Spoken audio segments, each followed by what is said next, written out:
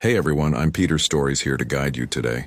If you use this video to drift off to sleep, please tap like, hit subscribe, and drop a comment telling me where you're watching from and what time it is there. Now settle in, get cozy, and let yourself relax.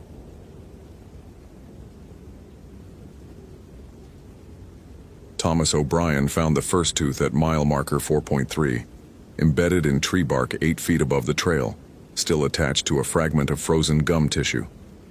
He stood there for 11 minutes. He checked his Sunto watch twice, trying to construct a rational explanation. Mountain lion dragging prey up a tree, except mountain lions didn't climb with their kills in glacier.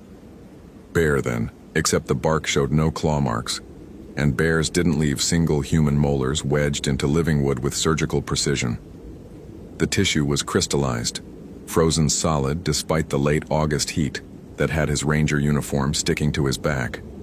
Thomas photographed it with his Canon from 4 angles, measured the height with his tape measure, exactly 97 inches from the trail surface, and recorded the GPS coordinates, 48 to 47, 32 N, 113 to 39, 18W, the kind of documentation he'd done for 3 years before the accident, the kind of documentation he'd done for 2 years after, going through motions while his mind lived somewhere else entirely.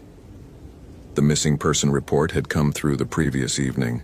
Jordan Hayes, 26, solo hiker, hadn't checked in at the Many Glacier Ranger Station after completing the Iceberg Lake Trail. Vehicle still in the parking lot, tent still at the campground, phone going straight to voicemail. Standard procedure said wait 24 hours for adults. Thomas had started searching at dawn anyway. His handheld radio crackled. "O'Brien, you copy?" "Copy."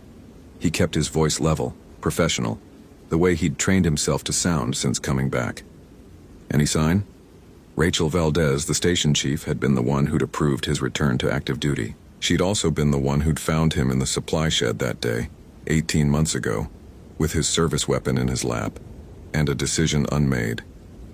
Possible evidence at marker 4.3, human tooth, embedded in tree, requesting forensic team. Static filled the pause. Embedded how? Unclear. No blood, no surrounding tissue damage to the tree. Just there. Copy that. I'll contact county, continue search pattern. Thomas pocketed the radio and continued up the trail. The Iceberg Lake route climbed steadily through subalpine forest, opening to reveal views of the garden wall. When visibility cooperated. Today, clouds pressed low against the peaks, turning the sky the color of old bruises. Temperature dropping too. His thermometer read 58 degrees off, down from 72 degrees off at the trailhead. Normal for elevation gain, except the drop felt wrong, abrupt. The kind of cold that settled in bone rather than skin. At mile 5.1, he found Jordan's backpack. It sat upright in the center of the trail, positioned with careful intent. Not dropped, not abandoned, placed. Thomas circled it twice before touching anything. No drag marks in the dirt, no footprints nearby except the dozens of boot treads from previous hikers. He photographed it from every angle, then carefully opened the main compartment. Everything was there. Water bottles, still half full. Trail mix in a sealed bag. First aid kit unopened. Wilderness permit properly filled out and dated 2 days ago. And Jordan's wallet containing ID, credit card, $63 cash. Thomas had worked search and rescue long enough to know what people took when they ran, what they left when they died, what vanished when something else intervened. This was none of those categories. The journal was in the side pocket, bound in water-resistant canvas. Thomas hesitated. Protocol said bag everything, maintain chain of custody. But protocol had been written for normal situations, and the prickling sensation crawling up his spine suggested this situation had stopped being normal somewhere between the tooth and the backpack. He opened the journal. The first 30 pages documented a standard hiking trip. Trail conditions, wildlife sightings, photographs of wildflowers. Jordan wrote in precise, measured sentences, noting elevations and landmarks with the attention of someone who respected the wilderness. Then, 3 pages from the end, the handwriting changed. Something is following me, not animal. Moves wrong, smells wrong, like meat forgotten in a freezer for months. Heard it last night outside my tent, breathing but not breathing. Saw tracks this morning. Started as boot prints, ended as something else. Rangers won't believe me. Need to document everything. Need proof. The next entry was dated yesterday. It spoke, used my mother's voice. She died 4 years ago. It knew things, private things. It wants me to follow. Keeps showing me a path off trail. Promises answers if I follow. Promises she's waiting. I know it's lying. I know what it is. The Blackfeet warned about this. The Weedigo, the Wendigo. But knowing doesn't help when it uses her voice. The final entry was this morning. I'm so hungry, can't remember eating. Food doesn't help. Nothing helps. The ranger from the photo, the one with the dead daughter, he'll understand. He knows what it's like to hear their voices. He'll come looking. He'll find this. Thomas O'Brien. I'm sorry. It knew about her too. Thomas's hands shook so violently the journal slipped. He caught it against his chest, breath coming in shallow gasps. The pines around him had gone silent. No birds, no wind, no insects. Just the hollow sound of his own breathing, and the journal's pages fluttering closed. Jordan knew his name, knew about Lily. Lily, who'd been 9 years old when she fell from Angel Wing Falls on a simple day hike. 3 years and 4 months ago. Lily, whose voice Thomas still heard sometimes in the station's echo, in the rustle of leaves, in his own exhausted mind at 3 a.m. when sleep wouldn't come and guilt did instead. The cold intensified. His breath clouded. Thomas checked his thermometer again. 44 degrees. Impossible. He'd climbed maybe 800 feet since the trailhead. Temperature shouldn't drop 17 degrees. And the silence, the absolute absence of sound, pressed against his eardrums like physical pressure. Then he heard it. Daddy? His heart stopped. Actually stopped for a counted 3 seconds before stuttering back to rhythm. The voice came from up trail, small and frightened and perfect. Lily's voice. The same inflection she'd used when she was scared, when she needed him. No. Thomas forced his legs to move, forced himself to walk toward the sound rather than away, because running meant surrendering to panic, and panic meant death in the wilderness. He'd taught Lily that, right before he let her die. The trail curved around a massive Douglas fir, and Thomas saw the figure. It stood 30 yards ahead, partially obscured by low-hanging branches. Human-shaped, but wrong. Too tall, 7 feet at least. Too thin, limbs like birch saplings, impossibly elongated. It wore tattered remnants of hiking clothes, but the skin visible beneath was gray, desiccated, stretched tight over bones that jutted at angles that defied anatomy. But the face. God, the face. It shifted, flickered. One moment, Jordan Hayes' features eyes wide with terror. The next moment, something else entirely. Skeletal, eyeless, with a mouth that opened too far and revealed teeth like broken glass. Then it flickered again, and Thomas was looking at his daughter. Lily smiled at him, the same gap-toothed smile from every photograph he kept and couldn't look at. I'm so cold, Daddy, why did you let me be so cold? Thomas's Glock 22 was in his hand. He didn't remember drawing it. Standard Park Service issue, 15 rounds of 40 S&W. He'd qualified expert every year. Muscle memory brought the sights into alignment with the center mass of the thing wearing his daughter's face. You're not real, he said. His voice cracked. You're not her. The smile widened. Wrong. I'm what she became. When you let her fall. When you were checking your radio instead of watching her. When you chose your job over your family. I'm what happens to children when their fathers fail. Every word landed like a fist. Every word was true. Thomas had been distracted. He had been on the radio. He had looked away for 15 seconds, and 15 seconds was how long it took for a 9-year-old to lose her footing, to slip, to fall 90 feet onto granite. The thing took a step forward. Its movement was fluid and jerking simultaneously, like footage skipping frames. The temperature dropped another 10 degrees. Frost formed on Thomas's beard. Join us, Lily's voice said through that stretched, impossible mouth. "We're so hungry, Daddy, we're always hungry, but you can help, you can feed us, that's what fathers do, they provide." Thomas fired. The report echoed off the mountains, sharp and immediate. The thing flinched. He saw the impact, saw it stumble, but there was no blood, no wound.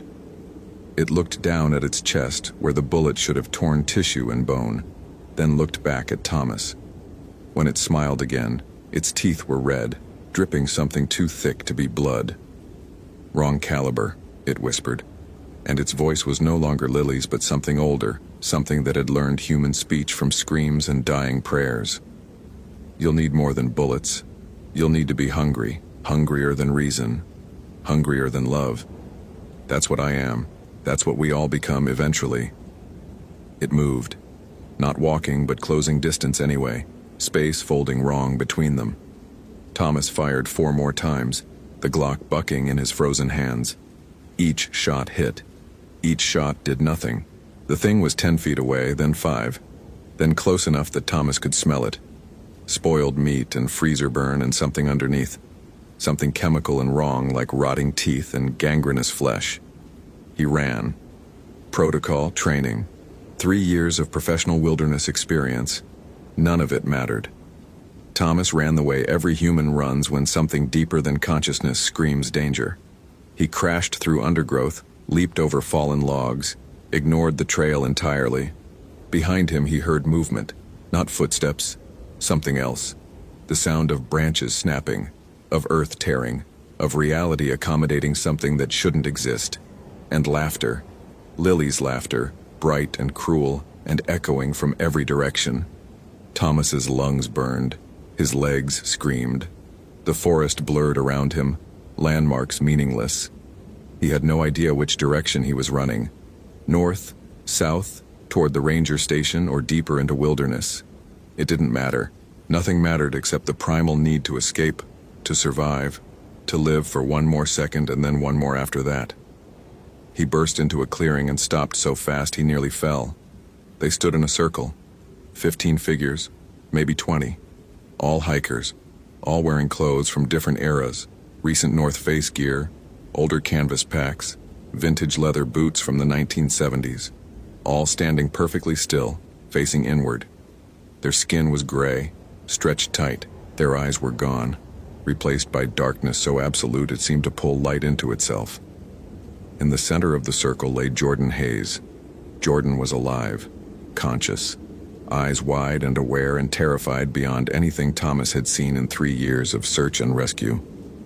Jordan's mouth was open in a scream, but no sound emerged. And Jordan was eating, hands moving mechanically, shoving handfuls of dirt and pine needles and small rocks into a mouth that never stopped chewing, never stopped swallowing. One of the circle figures turned to Thomas. It wore a park ranger uniform from the 1980s, name tag still visible, Peterson. Thomas remembered the name from training. Ranger Charles Peterson disappeared during a winter patrol in 1987, never found, assumed dead from exposure. "Welcome," Peterson said in a voice like wind through a corpse. "You're right on time. She said you'd come. She knows you, knows what you've lost, knows what you crave." "I don't crave anything," Thomas managed. "Liar." The voice came from behind him. He spun and Lily stood there. Not the thing wearing Lily's face. His daughter. Actually her. Looking exactly as she had the day she died, down to the butterfly hairpin and the scraped knee from that morning's stumble. "You crave forgiveness," Lily said. "You crave the ability to go back, to be a better father, a better man. You're so hungry for it you can't sleep, can't eat, can't live. That hunger is what makes you perfect." "I won't." "You already have." Lily pointed past him. Thomas turned. The circle had opened. In the gap, he could see deeper into the forest, and there, 30 yards away, maybe 40, was another figure. Human-shaped, but somehow less than human. It crouched over something, tearing, feeding. Its back was turned, but Thomas recognized the uniform. The same Forest Service jacket he was wearing, the same duty belt with Glock and radio and first aid kit. It was him. Thomas looked down at his hands. They were translucent. He could see through them to the forest floor beneath, to the pine needles and disturbed earth. His breathing had stopped. He felt no cold anymore, no pain, nothing except the growing emptiness that had lived in his chest since Lily died. "You died on the trail," Lily said softly, and her voice held genuine sorrow. "Mile marker 6.8, approximately 40 minutes ago. Myocardial infarction. The stress, the altitude, the unprocessed grief. Your heart gave out. By the time the forensic team finds your body tomorrow morning, you'll be hypothermic and stiff." No. But Thomas knew it was true.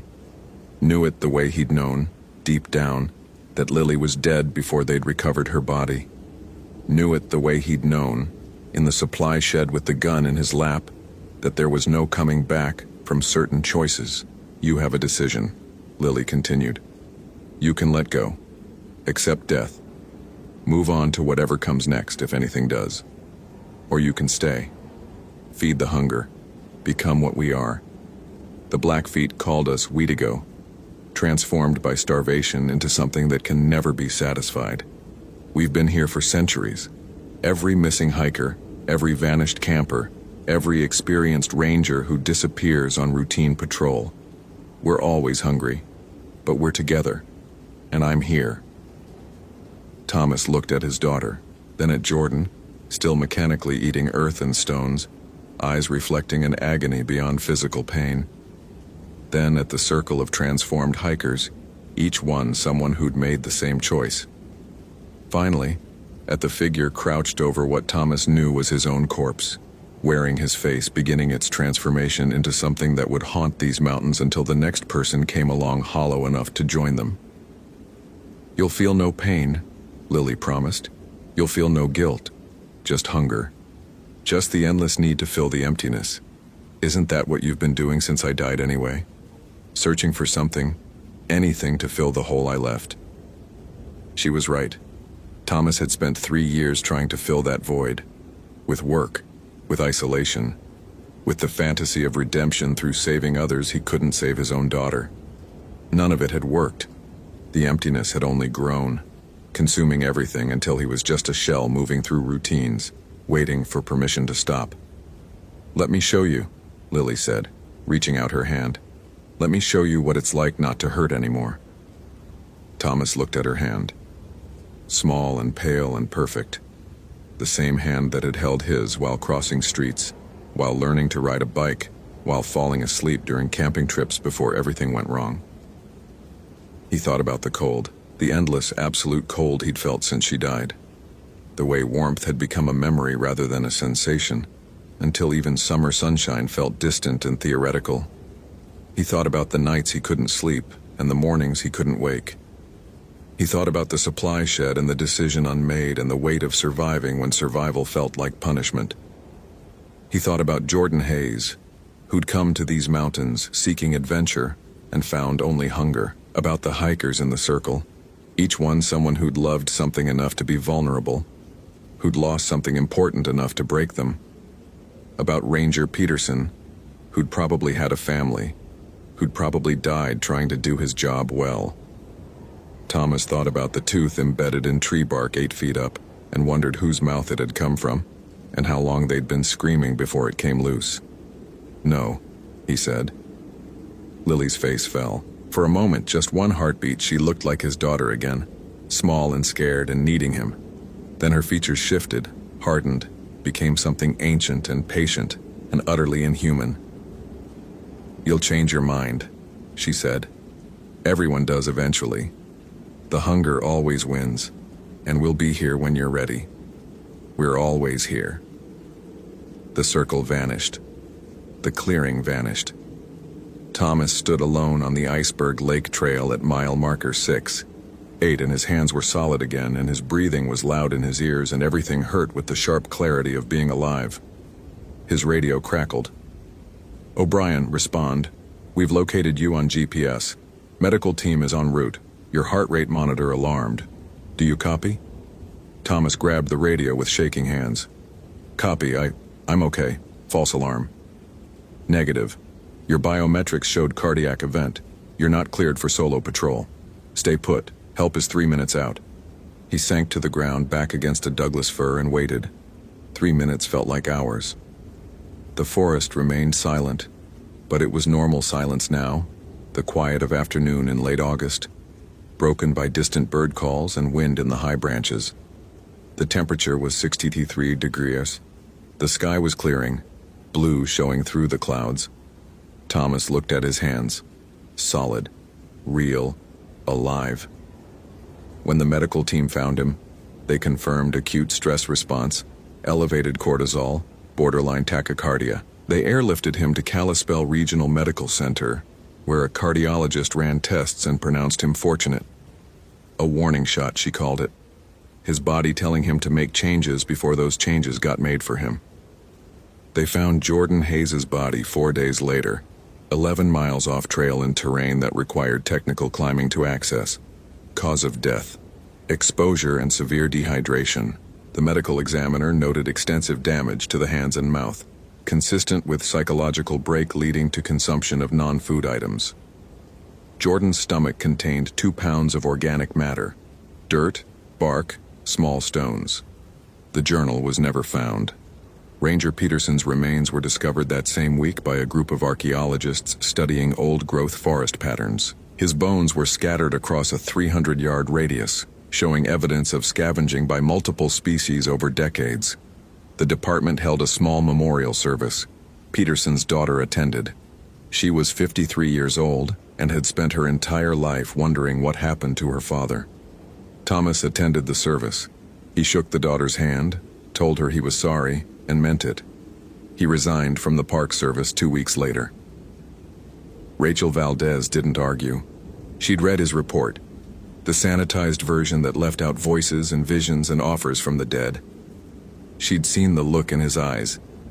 She'd seen that look before, in other rangers who'd spent too long in the mountains and come back changed. "Take care of yourself," she said, and they both knew he wouldn't. Thomas moved to Seattle, found work as a technical writer for an outdoor gear company.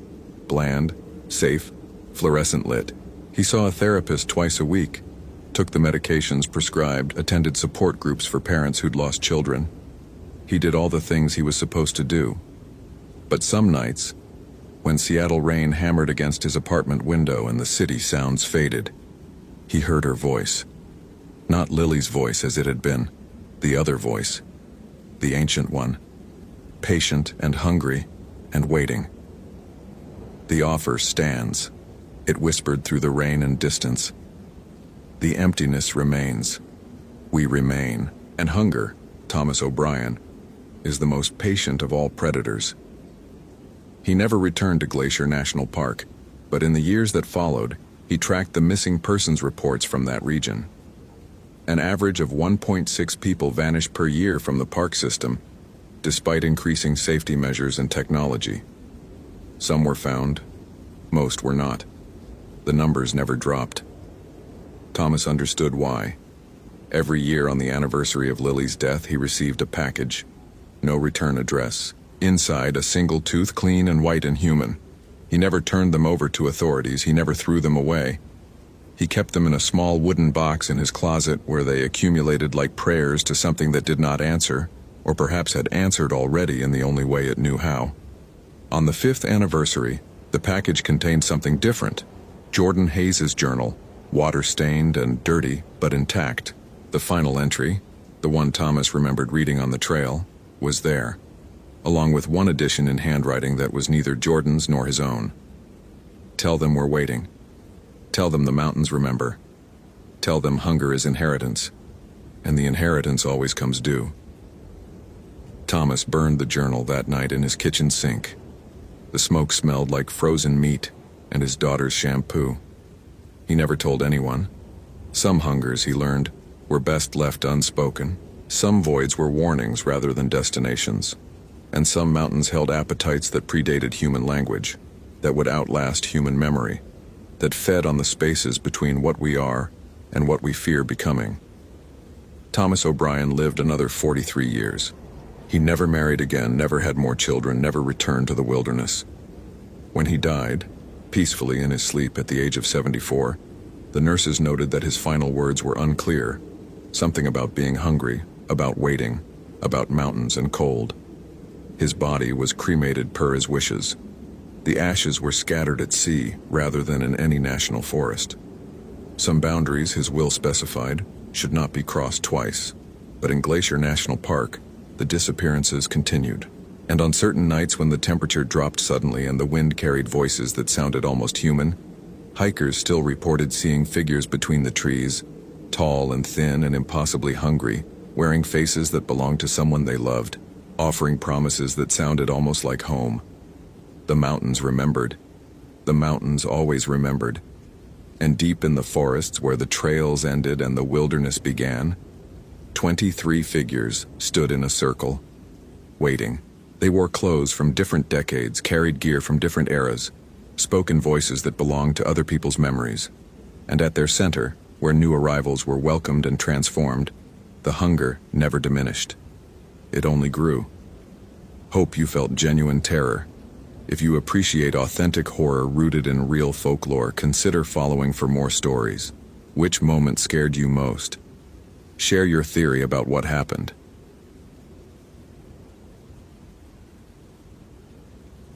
The trees in the Hoh rainforest were growing inward. Jennifer Nakamura had noticed it 3 days ago, but told herself it was exhaustion, the kind that came from working back-to-back shifts during peak season. Park rangers weren't supposed to see patterns that didn't exist.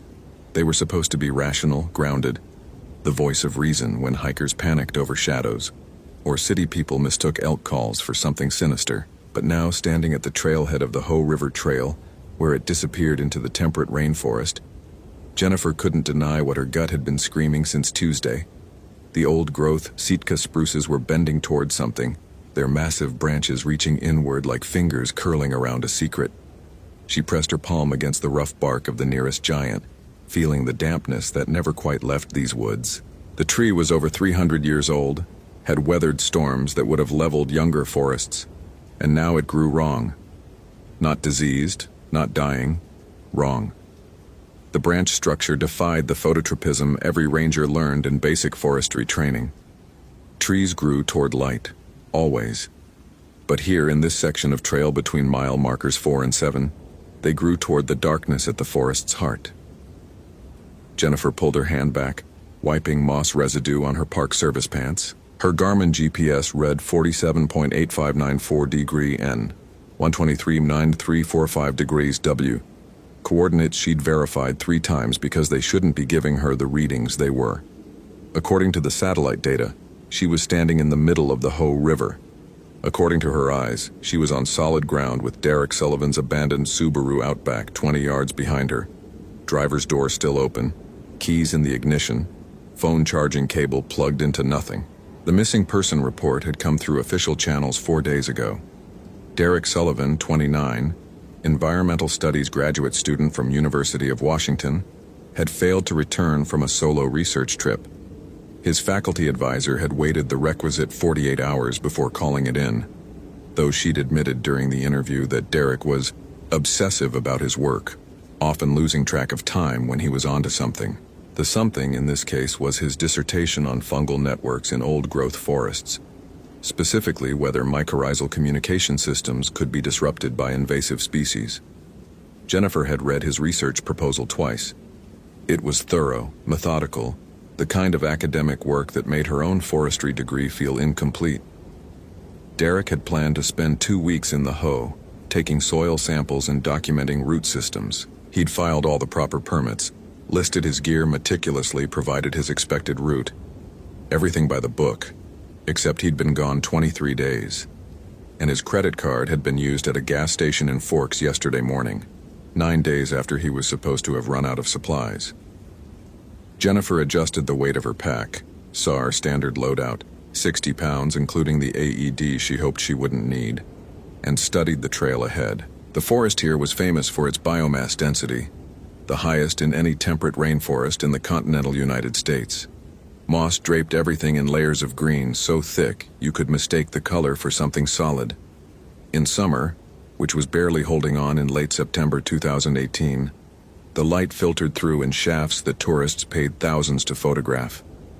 But now, with autumn settling heavy and early, the light seemed to stop at the canopy, unable or unwilling to penetrate further. She'd started seeing it in her peripheral vision on her third day at Olympic. Little movements that vanished when she turned her head. Shapes in the moss that looked almost like faces. The other rangers joked about forest madness, the psychological weight of working in deep wilderness. But Jennifer had grown up in the Cascade foothills. She knew the difference between imagination and intuition. This was intuition screaming. Her radio crackled, not with voice but with static that sounded almost rhythmic. She pulled it from her belt, checked the frequency. Channel 1, Park Service Standard. The static continued, rising and falling like breath. Jennifer switched to Channel 9, the emergency frequency. Same static. She was about to try Channel 3 when she realized what was wrong. The static was coming from in front of her, not from the radio. It was coming from the forest. She clicked off the radio and listened. Wind moved through the canopy, but it shouldn't have sounded like that. Like air moving through a throat too narrow, through something that was trying to speak, but had forgotten the shape of words. Jennifer's breath formed a small cloud in front of her face. She checked her watch. 2:47 p.m., temperature reading 52 degrees Fahrenheit. Her breath shouldn't be visible. The cold settled into her bones with a wrongness that transcended weather. It felt intentional, like the forest was exhaling ice directly into her lungs. Jennifer had experienced hypothermia once during a winter rescue, knew the progression of symptoms: shivering, confusion, loss of coordination. This wasn't that. This was her body recognizing something her mind refused to accept. She pulled out Derek's file again, studying his planned route. He'd intended to camp at Olympus Guard Station the first night, then work his way up to Elk Lake, documenting soil samples every half mile. Standard field research. His last known communication had been a text to his advisor. Found something. Network patterns don't match any published data. Need more time. That text had been sent at 11:43 p.m., 17 days ago, from coordinates that placed him approximately 6 miles up the trail, right about where the forest started growing wrong. Jennifer had insisted on going in alone. Protocol suggested a 2-person team for search and rescue, but the other rangers were stretched thin with a rescue operation on Hurricane Ridge, and she'd argued that this was still technically a wellness check. Derek's car was here. His gear was presumably with him, and there was no immediate evidence of foul play. Just a graduate student who'd gotten too absorbed in his research and lost track of time. She'd believed that story until she'd seen the trees. Now, stepping onto the trail, Jennifer felt the forest close around her with an intimacy that bordered on hostile. The Hoh River Trail was one of the most popular in Olympic, typically crowded with day hikers and backpackers.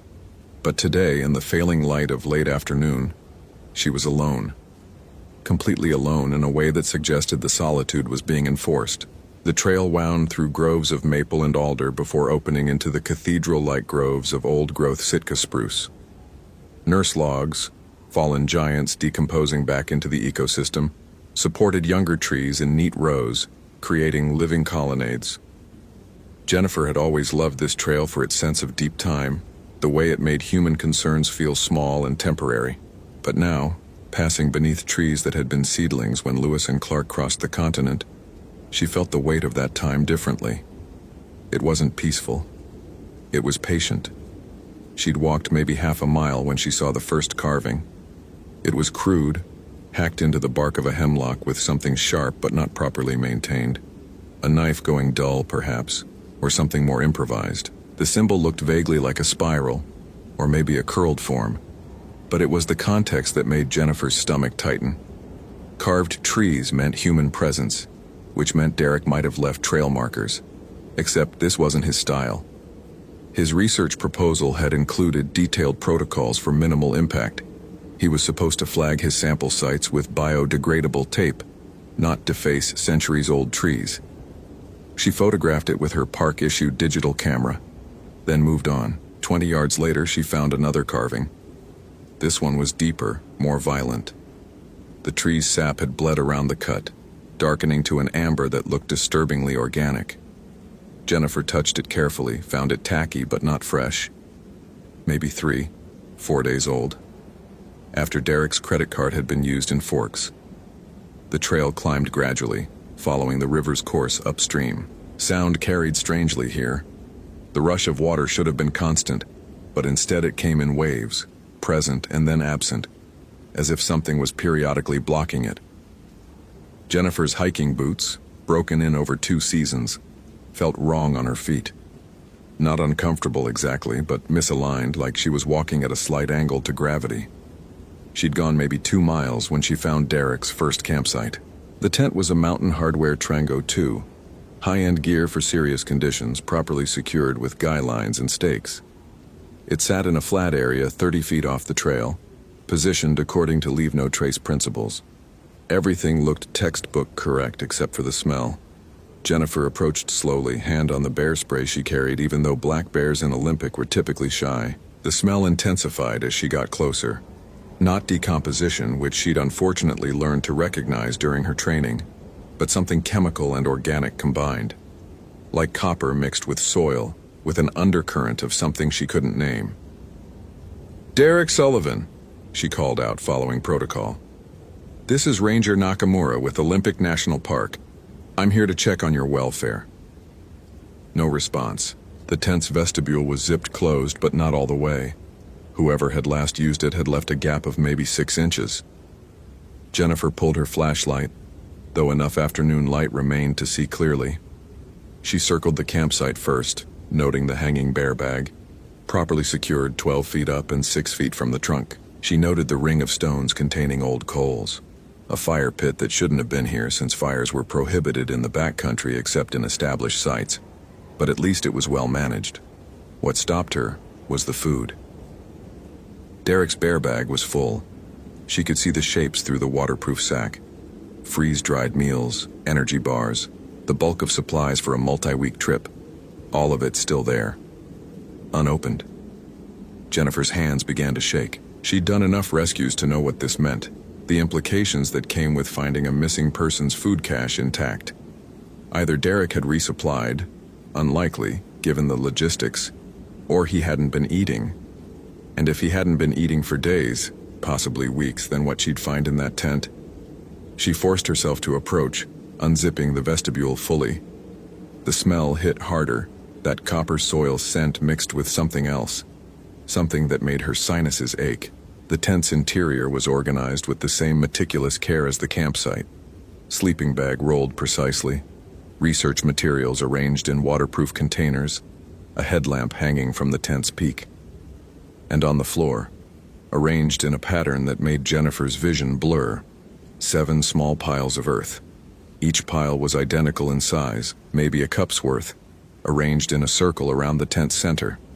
And in the middle of that circle, Derek's field notebook lay open, pages covered in handwriting that started neat and devolved into something increasingly frantic.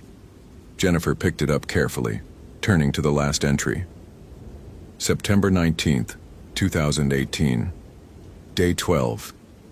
The root systems are conscious, not metaphorically, not in the networked intelligence sense we discuss academically. Conscious. I can hear them. They've been talking for longer than humans have had language, and they're saying something specific about hunger, about what happens when organic matter stops being separate and starts being one thing that needs. The fungal networks aren't communicating between trees, they're translating. Something underneath is speaking, and the mycorrhizae are just interpreters. I shouldn't be able to hear it. Humans aren't meant to be part of that network, but I can taste it now at the back of my throat. That mineral darkness, like swallowing soil, except the soil is trying to swallow back. I haven't eaten in 4 days.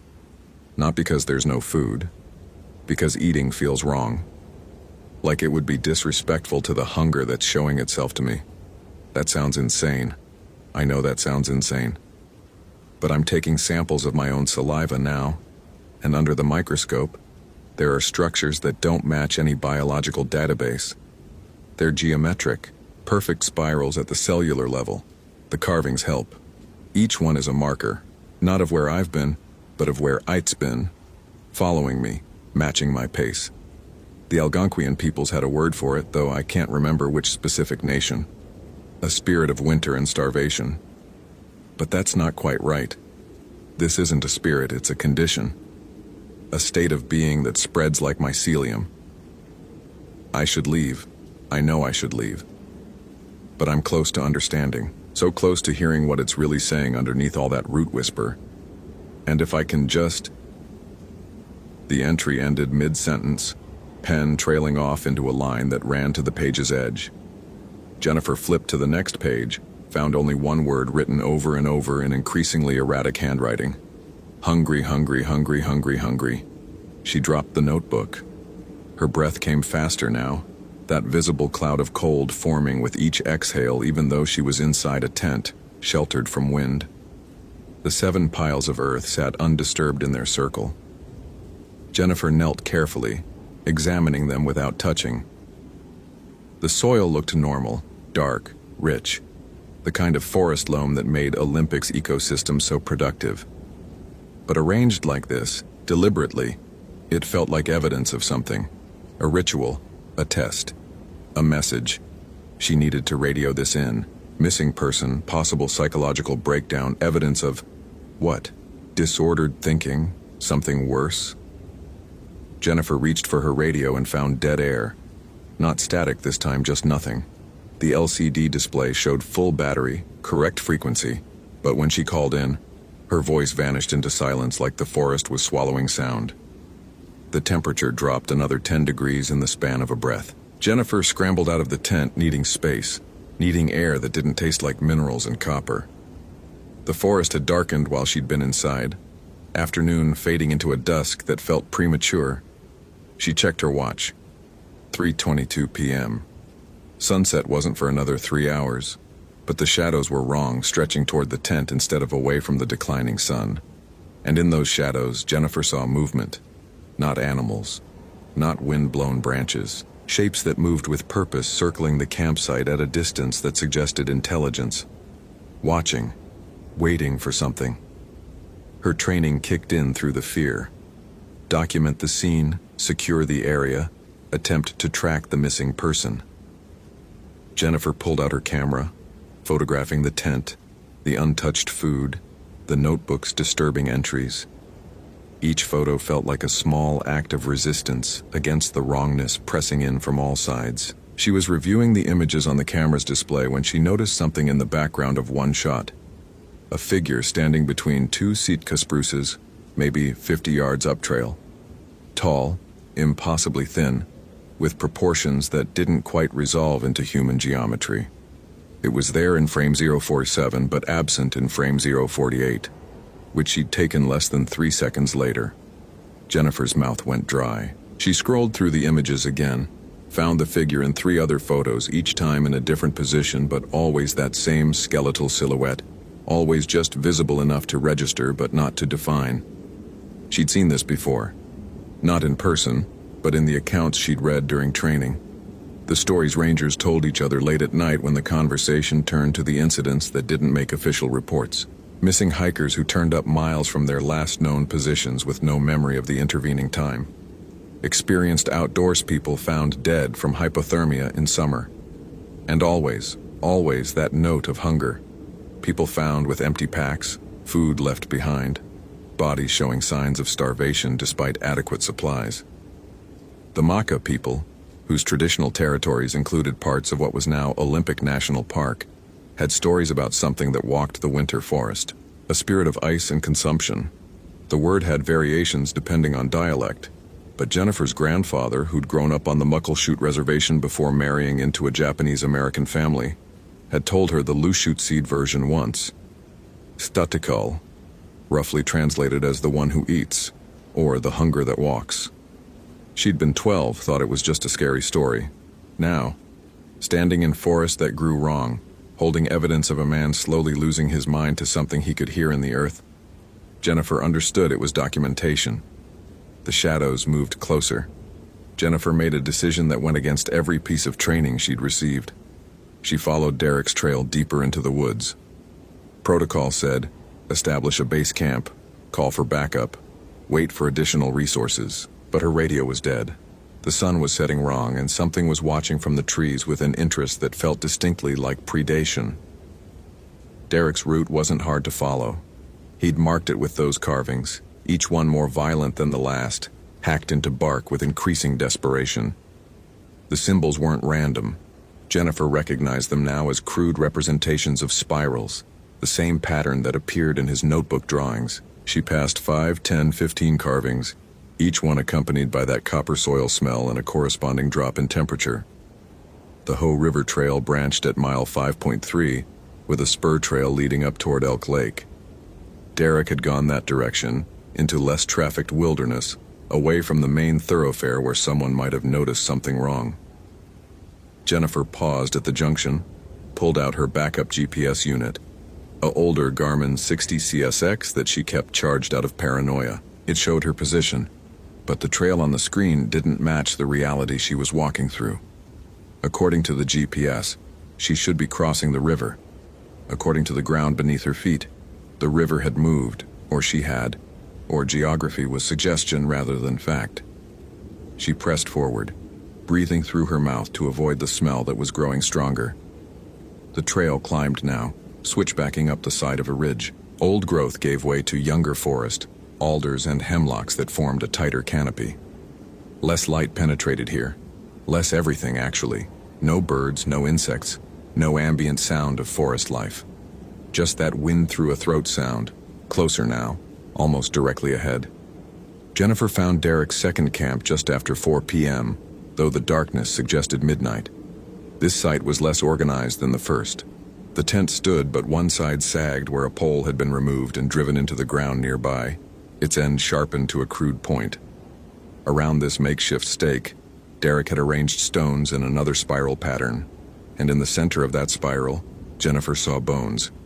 Small bones. Rodent, probably. Maybe squirrel or rabbit.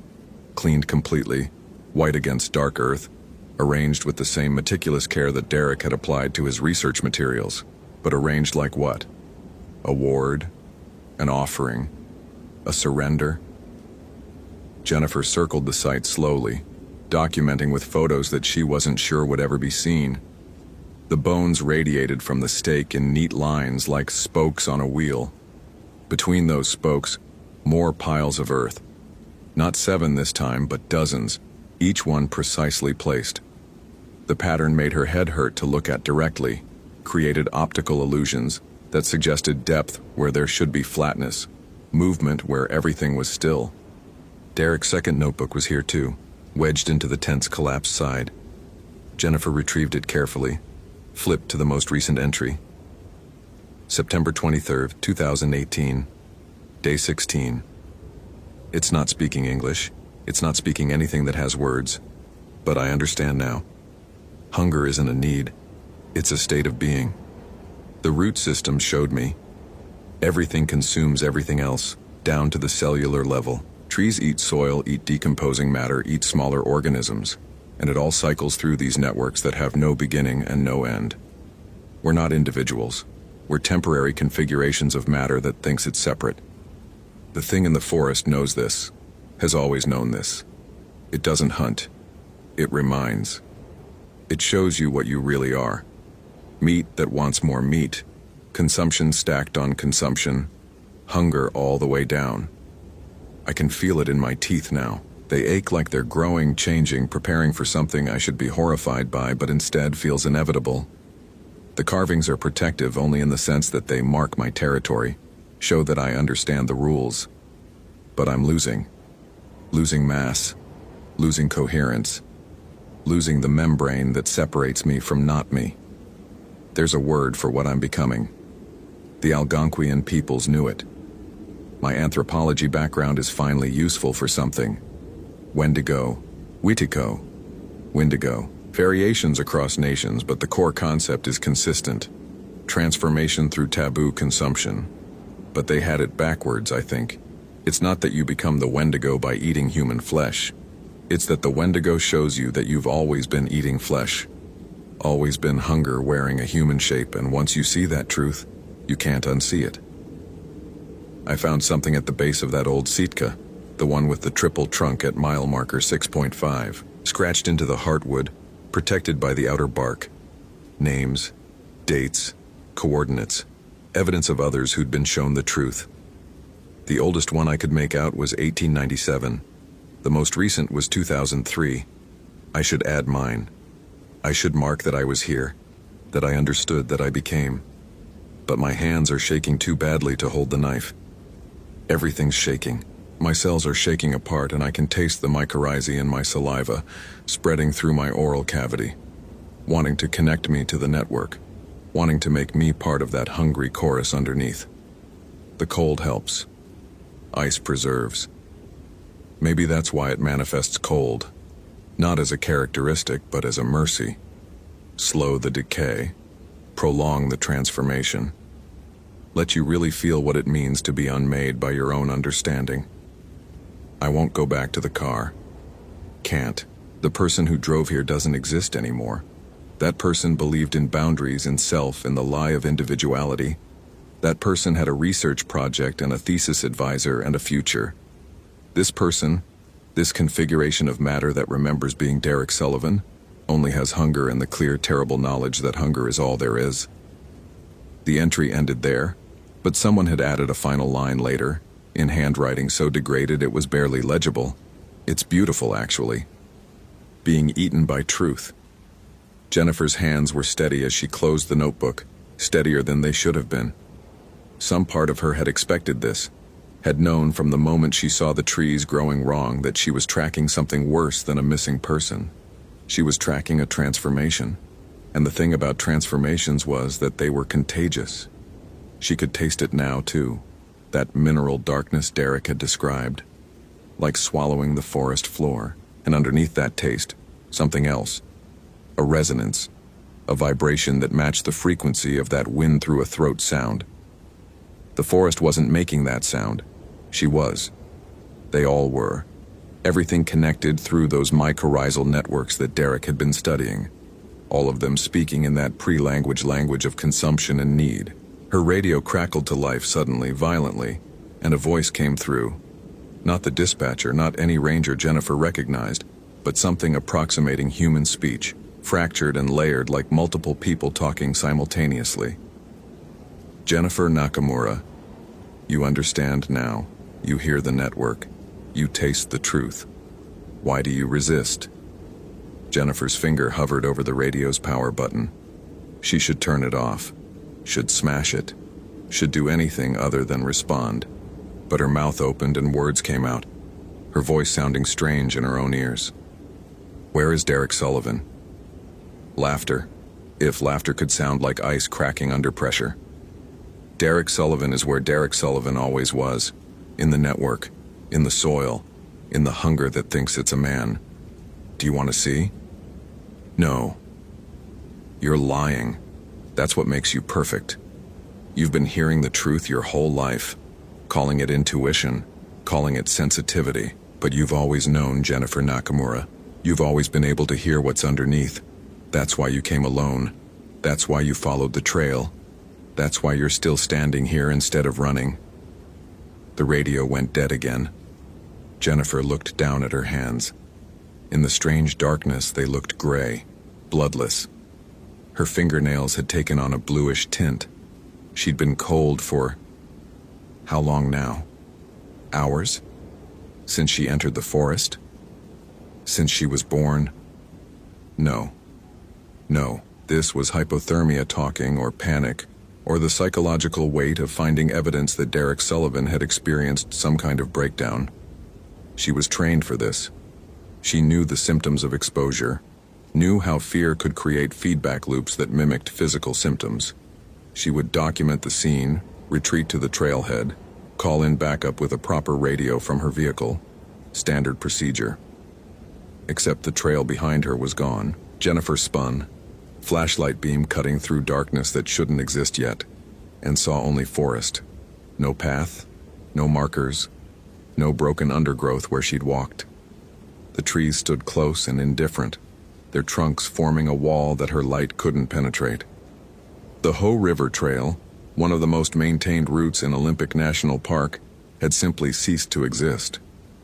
Or she had stepped off of it, stepped into something else. Fuck. Jennifer whispered, and the forest swallowed the word before it could echo.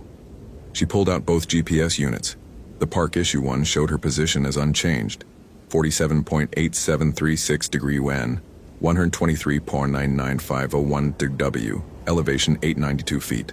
The backup unit showed different coordinates entirely, 47.8736 degrees N, 123.9501 degree W, elevation 2,247 feet. Same latitude and longitude, impossible elevation difference. She was simultaneously in two places, or one place that had two altitudes, or the numbers meant nothing because geography was breaking down around her. Jennifer forced herself to think clinically. She had shelter, Derek's tent, if she could bring herself to sleep in it. She had food, her own supplies since Derek's remained untouched and she wasn't desperate enough to touch them yet. She had water filtration and fire-starting materials. She could survive the night, wait for dawn, let her training overcome whatever psychological cascade she was experiencing. But she wouldn't. She knew she wouldn't. Because the hunger was growing, that mineral taste flooding her mouth. And with it came understanding that felt like memory. She'd been here before. Not physically, but mythologically.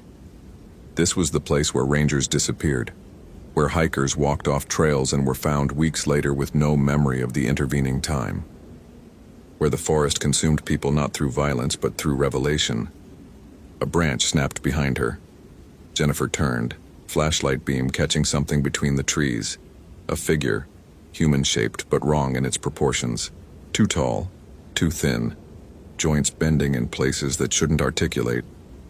It stood perfectly still, and in the flashlight's beam, Jennifer could see its face. Derek Sullivan's face. Or what was left of it. The skin had gone gray-blue, pulled tight over bones that had elongated, jaw stretching forward into something canine, predatory. Eyes too large, sclera darkened to match the pupils, reflecting light like an animal's. He wore his expedition clothes still, but they hung loose on a frame that had burned through fat and muscle and was now working on something more fundamental. "I tried to warn you," Derek said, and his voice was the voice from the radio, layered, plural, like he was speaking through a chorus of throats. "In the notebook, in the carvings. But warning is impossible because the truth isn't something you can be warned about. It's something you're shown." Jennifer's hand found the bear spray on her belt. "Derek, you need medical attention. You're experiencing a crisis. I can help you get out of here." Derek laughed, and the sound was genuine amusement. "There is no out of here, Jennifer. There's only deeper in. You felt it the moment you entered the forest. The trees growing wrong. The cold that doesn't come from weather. The taste in your mouth that you're trying so hard to deny."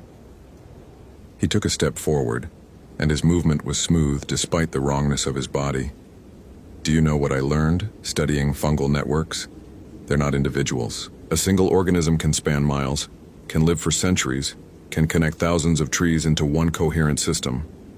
We think of them as networks, as communication systems, but that's human projection. They're not communicating. They're being. One thing that looks like many things." Another step. Jennifer's thumb found the safety on the bear spray. "The Wendigo is like that," Derek continued. "Not a creature, not a spirit, a state of being, a recognition that all this—" He gestured at his transformed body, at the forest around them, at Jennifer herself. "Is one hungry system consuming itself endlessly. Trees eating soil, eating decomposing matter, eating living matter, eating trees. No separation, no individuality. Just hunger recognizing itself across different configurations of matter." "That's not real," Jennifer said, but her voice cracked. "That's your mind breaking down under stress, creating narrative to explain a crisis. You need food, you need warmth, you need help." "I needed truth," Derek corrected. "And I got it. And now you're getting it too. Can you taste it yet, Jennifer? Really taste it? The soil and copper and that underneath thing that's older than words?" She could. God help her, she could. "The indigenous peoples knew," Derek said.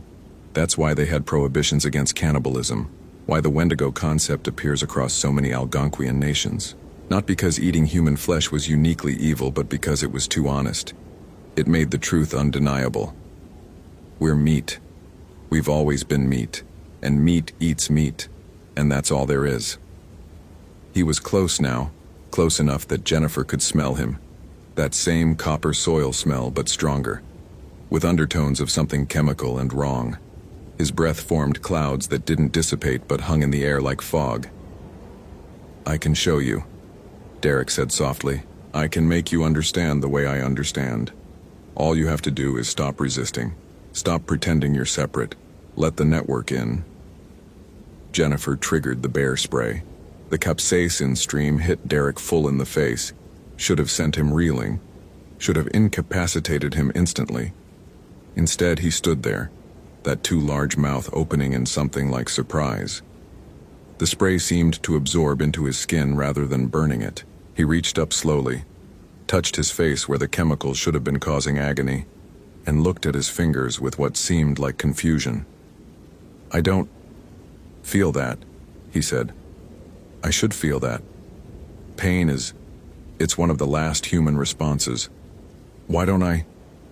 He swayed suddenly, and Jennifer saw the thing underneath the Derek shape.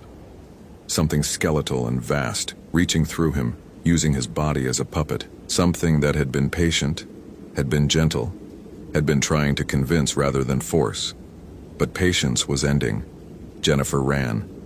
The forest closed around her like a fist. Trees that had been 10 feet apart pressed closer, roots surfacing to trip her, branches whipping at her face. She didn't know which direction she was running, didn't care. Away from Derek, away from the truth he was trying to show her, away from the taste in her mouth that was growing stronger with each breath. Behind her she heard movement, not running but something worse. A steady, inexorable pursuit. The sound of joints that shouldn't exist, bending in ways that suggested Derek's transformation had progressed beyond anything recognizably human. Jennifer's flashlight died, battery full, bulb intact, but no light. She ran in darkness through a forest that was actively hostile, bark scraping her arms, roots catching her boots, the cold so intense now that each breath felt like inhaling glass. She lasted maybe 3 minutes before the ground vanished beneath her feet. The fall was short, maybe 8 feet, into a depression she should have seen but somehow hadn't. Jennifer hit hard, felt something in her ankle twist, pain shooting up her leg in a spike that cut through the cold and the fear and the taste of soil in her mouth. She lay there breathing hard and realized she could see, not from her flashlight, that was still dead in her hand, but from something else, a phosphorescence that emanated from the forest floor itself. The mycelium, the fungal networks Derek had been studying. They glowed with a faint greenish light, creating patterns that hurt to look at directly, spirals within spirals within spirals. And in that light, Jennifer saw the tree. It was old, older than the United States, older than European contact, old enough that its roots had carved channels in bedrock and its trunk had a girth that 4 people couldn't encircle. A Sitka spruce, one of the giants that had witnessed centuries of human history and remained unmoved. And carved into its bark, protected by the outer layers, she saw what Derek had described: names, dates, coordinates, evidence of others who had been shown. Jennifer crawled closer, ankle screaming, pulled herself up to read the carvings. They went back further than Derek had said. The oldest she could make out was 1743, in a script that suggested Spanish influence.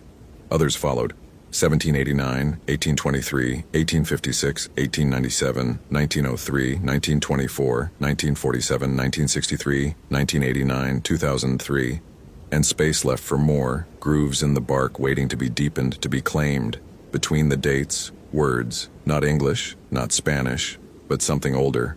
Jennifer's grandfather's voice came back to her from childhood, teaching her fragments of Lushut seed, statico, the hunger that walks. And below that another word, repeated with slight variations: Witico, Wendigo, Windigo. The same concept across different Algonquian languages. And then, in fresher cuts, truth, network, understanding. Derek emerged from the darkness above the depression. moving with that boneless grace that suggested his spine had reformed into something more flexible. He looked down at Jennifer with those overlarge eyes, and there was something like sadness in them. "You see it now," he said. "The continuity, the tradition. This isn't new. It's not me going crazy, and it's not you going crazy. It's the forest showing us what's underneath the illusion of self." "No," Jennifer said, though her conviction was cracking. "No, it's a cultural phenomenon, mass hysteria, environmental factors affecting neurochemistry. There's a rational explanation." "There is a rational explanation," Derek agreed.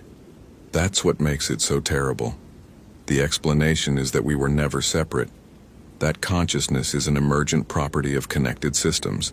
That what you call you is just a temporary configuration of matter that's learning to recognize itself as part of something larger."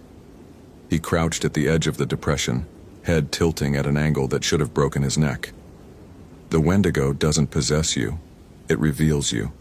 Shows you that the hunger you've been fighting your whole life, the ambition, the desire, the need to consume resources and experiences and relationships, that's not a failing.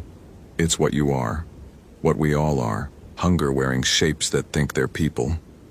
Jennifer's hand found something in the soil beside her, a root, thick and ropey, and in contact with that root, she felt connection, deep and vast and undeniable.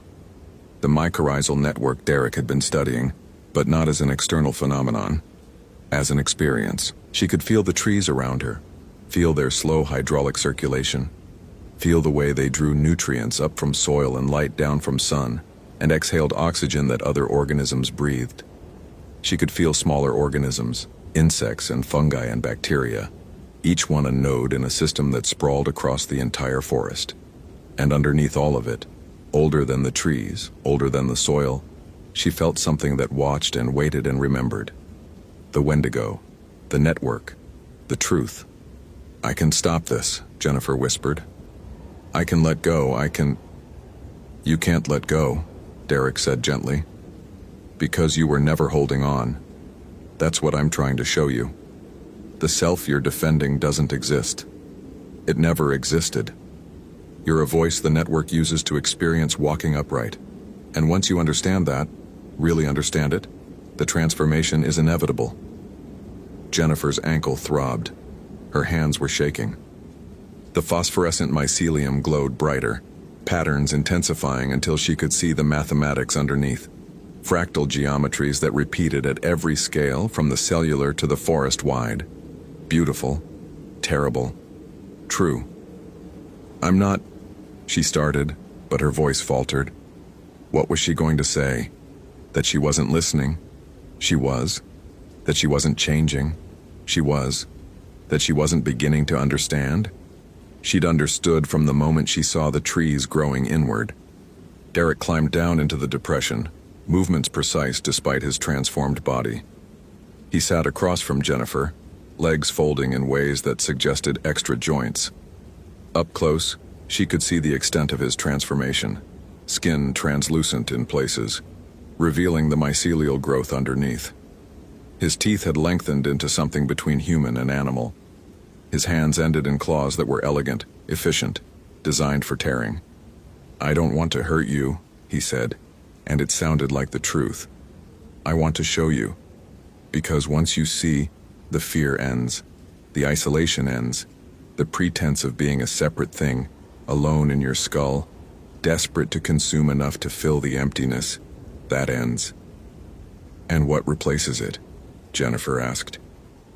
Derek smiled, and it was the most disturbing thing Jennifer had seen yet, because it was genuinely happy. "Communion," he said. "With the forest, with the truth, with the hunger that unites all living things. You stop fighting what you are and just be it." Jennifer's rational mind, the part that had earned degrees and passed tests and memorized protocols, was screaming. This was a shared delusion. This was environmental toxicity. This was anything other than what it appeared to be. But her intuition, That sensitivity she'd spent her whole life trying to rationalize knew better. This was real. And Derek was right. "What happened to the others?" Jennifer asked, gesturing at the tree with its carved names. "The ones who understood. Where did they go?" "We're still here," Derek said. "In the forest, in the network. The bodies are gone, consumed, recycled, returned to the system. But the understanding remains. Mycelial memory. The forest remembers everyone who became part of it." "That's death," Jennifer said. "That's transformation," Derek corrected. "Death implies ending. This is continuation, just in a form that's more honest about what it always was." Jennifer's radio crackled again, that layered voice returning. "Jennifer Nakamura, you've felt the network. You've heard the truth. You can still choose. Walk back to your car. Forget this happened. Pretend you never found Derek Sullivan, never felt the connection, never understood. The forest will let you leave. But you'll carry this knowledge forever. You'll taste soil in your mouth every time you eat. You'll hear the underneath voice every time you're alone. You'll know what you really are, and you'll have to pretend you don't." The radio went silent. Derek stood, offered his transformed hand to Jennifer. "Or you can stay. Let the transformation complete. Become what you've always been underneath the human pretense. It's not painless, but it's true." Jennifer looked at his hand, those elegant claws, that skin translucent with mycelial growth. She looked at the tree with its carved names, its record of others who had been shown. She looked at the forest around her, glowing with that phosphorescent light, revealing the vast, interconnected system that lay beneath what humans called wilderness. And she felt the taste in her mouth intensify, that mineral darkness that was spreading from her tongue to her throat to her stomach. The cold that wasn't weather but transformation, slowing her metabolism, preparing her body for something that required less heat. The way her senses were sharpening, not into human ranges but into something else. She could feel the root systems beneath her, could sense the slow pulse of nutrient exchange, could hear the chemical signals trees use to communicate danger. She was changing. Had been changing since she entered the forest. Maybe longer. Maybe her whole life. Jennifer didn't take Derek's hand. Instead, she used the tree to pull herself upright, putting weight gingerly on her injured ankle. It hurt, but less than it should have. Pain was becoming abstract, just another signal in a network of signals. "I need to think," she said. Derek nodded. "Take your time. The forest is patient. It's been patient for millennia. A few more hours won't matter." He retreated into the darkness, body moving like water, leaving Jennifer alone with the glowing mycelium and the carved names and the taste of truth in her mouth. She had a decision to make. Walk out, if she even could find the trail again, and live with the knowledge that Derek was right, that the self she'd defended her whole life was an illusion, that she was just one voice in a vast hungry chorus that spanned the entire forest and possibly beyond. Or stay, transform, become whatever Derek had become, whatever all those other names on the tree had become. Jennifer pulled out her camera, looked at the photos she'd taken. They showed the evidence clearly. Derek's campsites, his notebooks, the carvings. But they also showed something else in the background. Those figures, those skeletal shapes, always watching, always waiting. She counted them. 17 distinct figures across all the photos. 17 names carved into the tree. The evidence had been there all along. Everyone who'd ever understood was still here, still part of the forest, still hungry. Jennifer's hands moved without conscious decision, pulling out her knife. The blade was sharp. She kept all her gear maintained, one of those habits from training that persisted through crisis. She approached the tree, found a space below Derek's entry from 2018, and began to carve. The knife bit into bark, revealing the pale wood underneath. She carved carefully, precisely, using the skills her grandfather had taught her as a child, making marks that would last. The date, September 29th, 2018. And below that, her name in careful letters, Jennifer Nakamura. And then, because truth required it, one more word in Lushut seed, the language her grandfather had tried so hard to keep alive. Stetikal, the hunger that walks. She was still carving when Derek returned, bringing others. 17 figures emerging from the darkness, each one transformed in their own way. Some further along than Derek, barely human. Others still recognizably themselves, just beginning to change. They formed a circle around Jennifer, watching with eyes that reflected phosphorescent light. "Welcome," they said in chorus, voices layering into that resonance that sounded like wind through two narrow spaces. "Welcome to what you've always been. Welcome home." Jennifer finished the carving, put away her knife and turned to face them. The cold had reached her core now. The taste of soil filled her mouth completely. And underneath everything, she felt the network, vast and patient, and eternally, magnificently hungry. She opened her mouth to speak, but what came out wasn't words. It was that underneath sound, that pre-language of need and consumption and truth. The forest answered in kind, mycelium glowing brighter, trees creaking as they bent further inward, closing the circle. Jennifer Nakamura, park ranger, daughter of loggers and fishermen, woman who'd spent her life pretending intuition was coincidence, took her first step into transformation.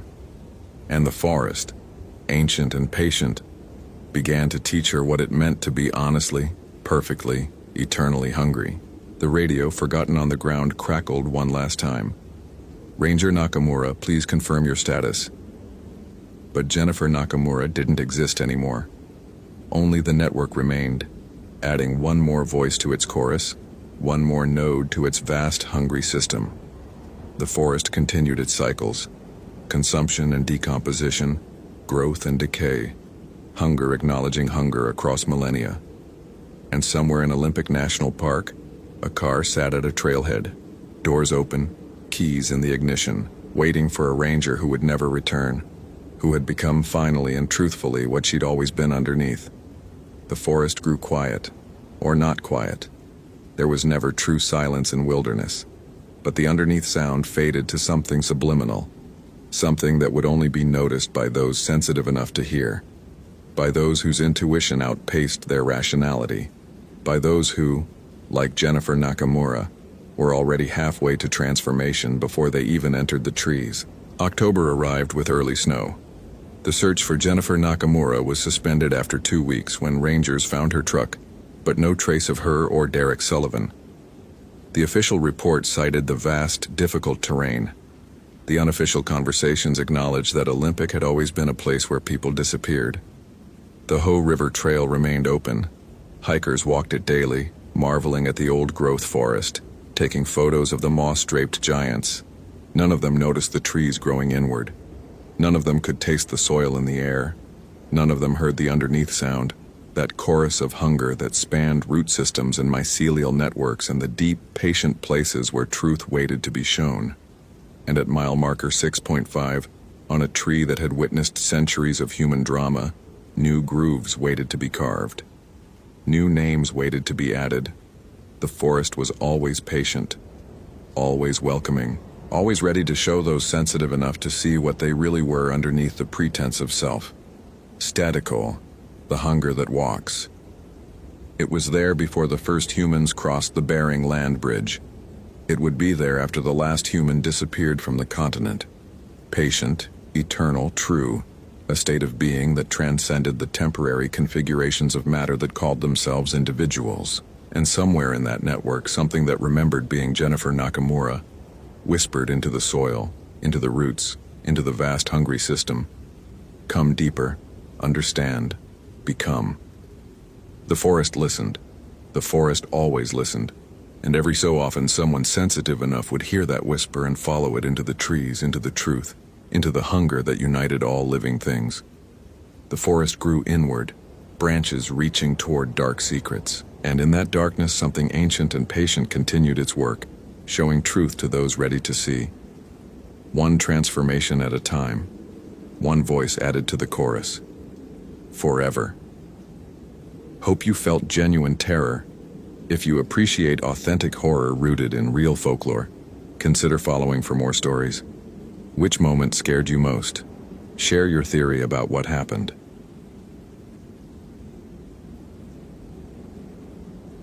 The boot print stopped at the edge of the frozen lake, but the ice showed no cracks, no holes, no signs of breakthrough.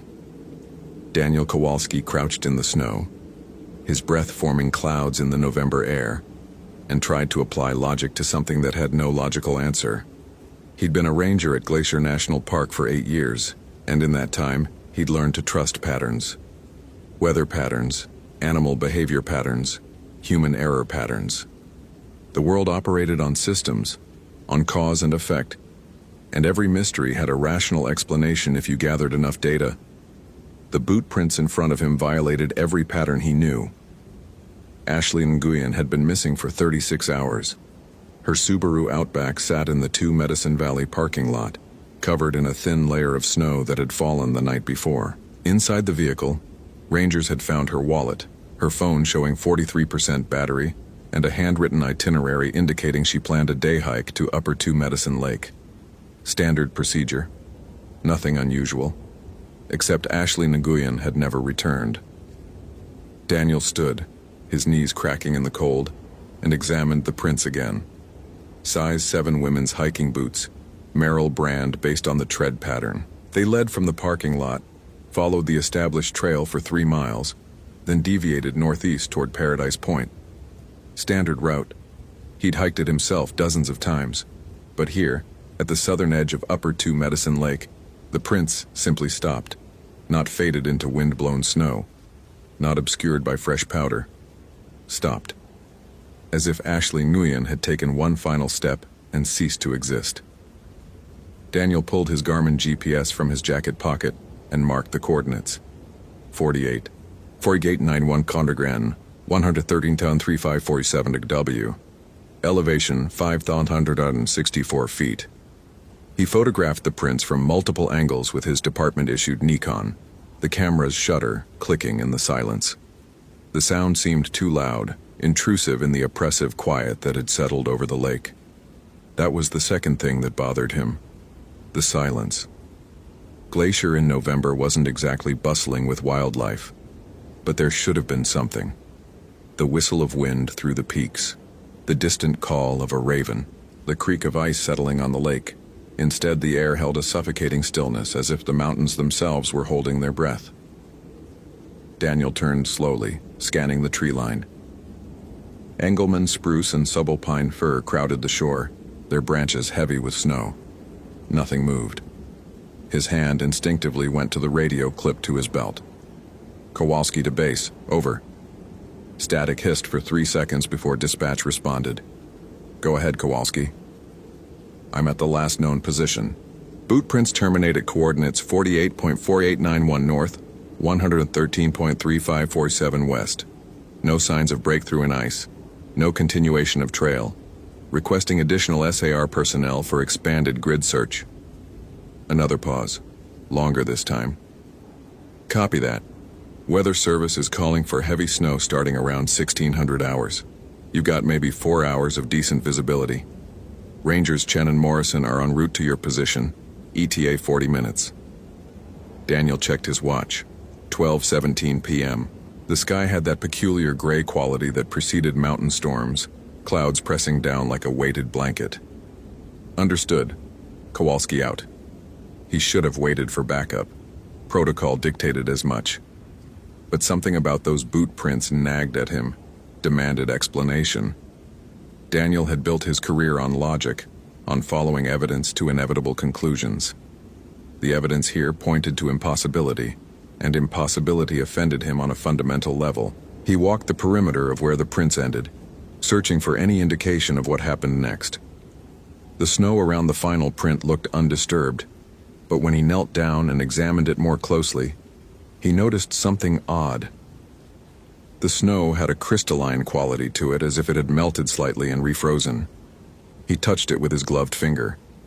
The crystals were sharp, almost glass-like. Flash freezing. That's what it reminded him of. But flash freezing required temperatures far below what they'd experienced. The overnight low had been 18 degrees Fahrenheit. Cold, certainly, but not cold enough for this kind of rapid crystallization. Daniel stood and looked out across the lake. Upper 2. Medicine stretched before him, a white expanse broken only by the occasional wind-sculpted drift. The ice would be at least 8 inches thick by now, strong enough to support his weight. Strong enough to support Ashley Nguyen's weight if she decided to cross it. But why would she? The trail continued along the shore. There was no reason to venture onto the ice unless someone else had been here, unless she'd been chased. The thought arrived fully formed, and Daniel immediately tried to dismiss it. Bears were hibernating by November. Mountain lions avoided humans. Wolves rarely showed themselves. What would chase a hiker onto thin ice? Except the ice wasn't thin. He just established that. Daniel pulled out his field notebook and began documenting everything. Wind direction, southeast. Temperature, 23 degrees. Cloud cover, complete. Barometric pressure, 29.85 inches and falling. He wrote in precise, careful letters, taking comfort in the concrete act of recording data. The first sound came as he finished his notes. A voice, distant and thin, calling from somewhere across the lake. Daniel's head snapped up. The voice called again, clearer this time, though he couldn't make out the words. It sounded like a woman. "Ashley Nguyen," he shouted. "Ashley, if you can hear me, stay where you are. Help is coming." The voice responded, but the words were strange, elongated. Not English, or not any language Daniel recognized. The syllables rose and fell with an odd cadence, almost musical, almost hungry.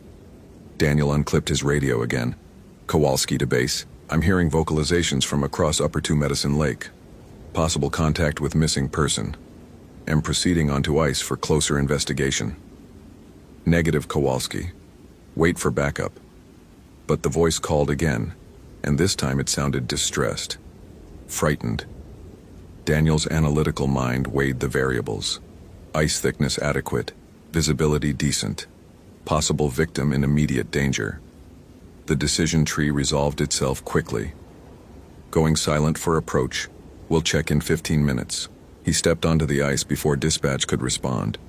The surface held firm beneath his boots. Daniel moved carefully anyway, testing each step, his eyes locked on the far shore where the voice had originated. The temperature seemed to drop with each yard he traveled, his breath coming in thicker clouds. By the time he'd covered 50 yards, his face had gone numb despite his balaclava. The voice called again. Closer now. Definitely female.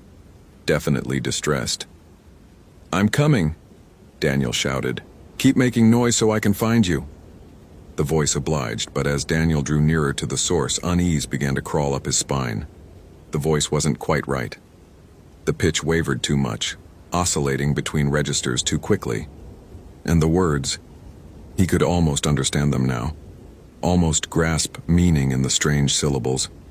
But whenever he thought he'd caught one, it slipped away like water through his fingers. He was 3/4 of the way across the lake when he saw the figure. It stood at the northwestern edge of the ice, perfectly still. Female, based on the silhouette, wearing what looked like a dark jacket. Daniel's training kicked in immediately.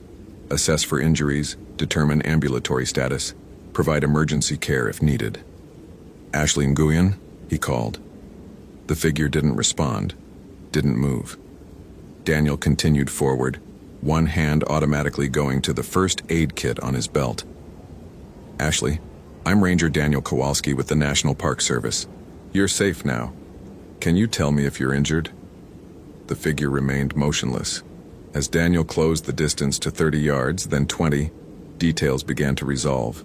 The jacket wasn't a jacket. It was too dark, too shapeless, and the figure's proportions seemed wrong somehow. The limbs too long, the torso too narrow. At 10 yards, Daniel stopped. It wasn't human. His rational mind tried to categorize what he was seeing, to force it into a known taxonomy. A bear? No. Wrong shape. A moose? No. Too bipedal. His brain cycled through possibilities and rejected each one because none of them fit what stood before him. The thing was tall, easily 7 feet, with limbs that bent at too many angles. Its skin, if skin was the right word, had the color and texture of frostbitten flesh, gray-black and withered. The head was elongated, almost cervine, but the face was a grotesque parody of human features stretched over too much skull. And the eyes. The eyes glowed with a pale, cold light that had nothing to do with reflected sunlight. Daniel's hand went to his service weapon, a Glock 22 that suddenly felt inadequate. His training manual had never covered this. His 8 years of experience offered no protocol. The thing's mouth opened, revealing teeth like broken ice, and it spoke with Ashley Nguyen's voice. "Help me. Please help me. I'm so cold." Every instinct screamed at Daniel to run, but his analytical mind was still trying to process, still trying to understand. Hypothermia could cause hallucinations. Maybe he was experiencing early-stage confusion. Maybe... The thing took a step forward, and Daniel heard the ice crack beneath its weight. Not the sharp crack of ice breaking, but a low, grinding sound, like bones crushing. The surface beneath it didn't fracture. It crystallized, spreading outward in a web of razor-sharp formations. Daniel backpedaled, his boots slipping slightly on the smooth surface. "Stay where you are." It took another step. The crystallization spread further. The temperature plummeted so quickly Daniel could feel his exposed skin burning with cold. "I need help," it said in Ashley's voice. "So hungry, so cold, please." And then horribly, Daniel understood what he was looking at. He'd heard the stories, of course. Every ranger in the northern forests had. Campfire tales told by old-timers who claimed to have seen things in the deep woods. Daniel had always dismissed them as folklore, as superstition passed down by people who didn't understand wildlife behavior or weather phenomena. But now, staring at the thing that wore Ashley Nguyen's voice like a stolen coat, he realized the old-timers had been trying to warn them. Wendigo. The word surfaced from memory, dredged up from a cultural sensitivity training seminar he'd attended 3 years ago. An instructor from the Blackfeet Nation had spoken about traditional beliefs, about entities from Algonquian mythology that were never supposed to be named casually. Spirits of insatiable hunger, beings that had once been human but had crossed a terrible threshold, consuming human flesh and transforming into something that could never be satisfied, never be warm, never be anything but eternally, impossibly starving. Daniel had nodded politely during that seminar and filed the information away as interesting but irrelevant cultural context. The thing took another step toward him, and relevance crashed into Daniel with the force of an avalanche. He ran. His boots pounded against the ice as he raced back toward the southern shore. Behind him he heard that grinding, crackling sound as the thing followed. The cold intensified, stabbing through his layers of clothing, threatening to lock his joints. "Daniel Kowalski," it called in Ashley's voice. "Don't leave me. I'm so scared, so hungry." He didn't look back. Looking back would cost precious seconds. Instead, he focused on the shore, on the tree line that suddenly seemed impossibly distant. His lungs burned with each breath of frigid air. His legs pumped mechanically, driven by pure survival instinct. The ice beneath his feet groaned. For one terrible moment, Daniel thought it would give way, that he would plunge into the black water beneath and die of hypothermia within minutes. But the surface held, and then his boots hit snow and he was on solid ground, his legs pumping as he crashed through the forest. He ran for 5 minutes before his rational mind reasserted control and forced him to stop. He couldn't hear pursuit. The forest had returned to its oppressive silence. Daniel leaned against a tree, gasping, his heart hammering so hard he thought his ribs might crack. The radio on his belt crackled to life. "Kowalski, this is base. You missed your check-in. What's your status?" Daniel unclipped the radio with shaking hands. His voice came out rough, breathless. "Returning to parking lot. Negative contact with missing person.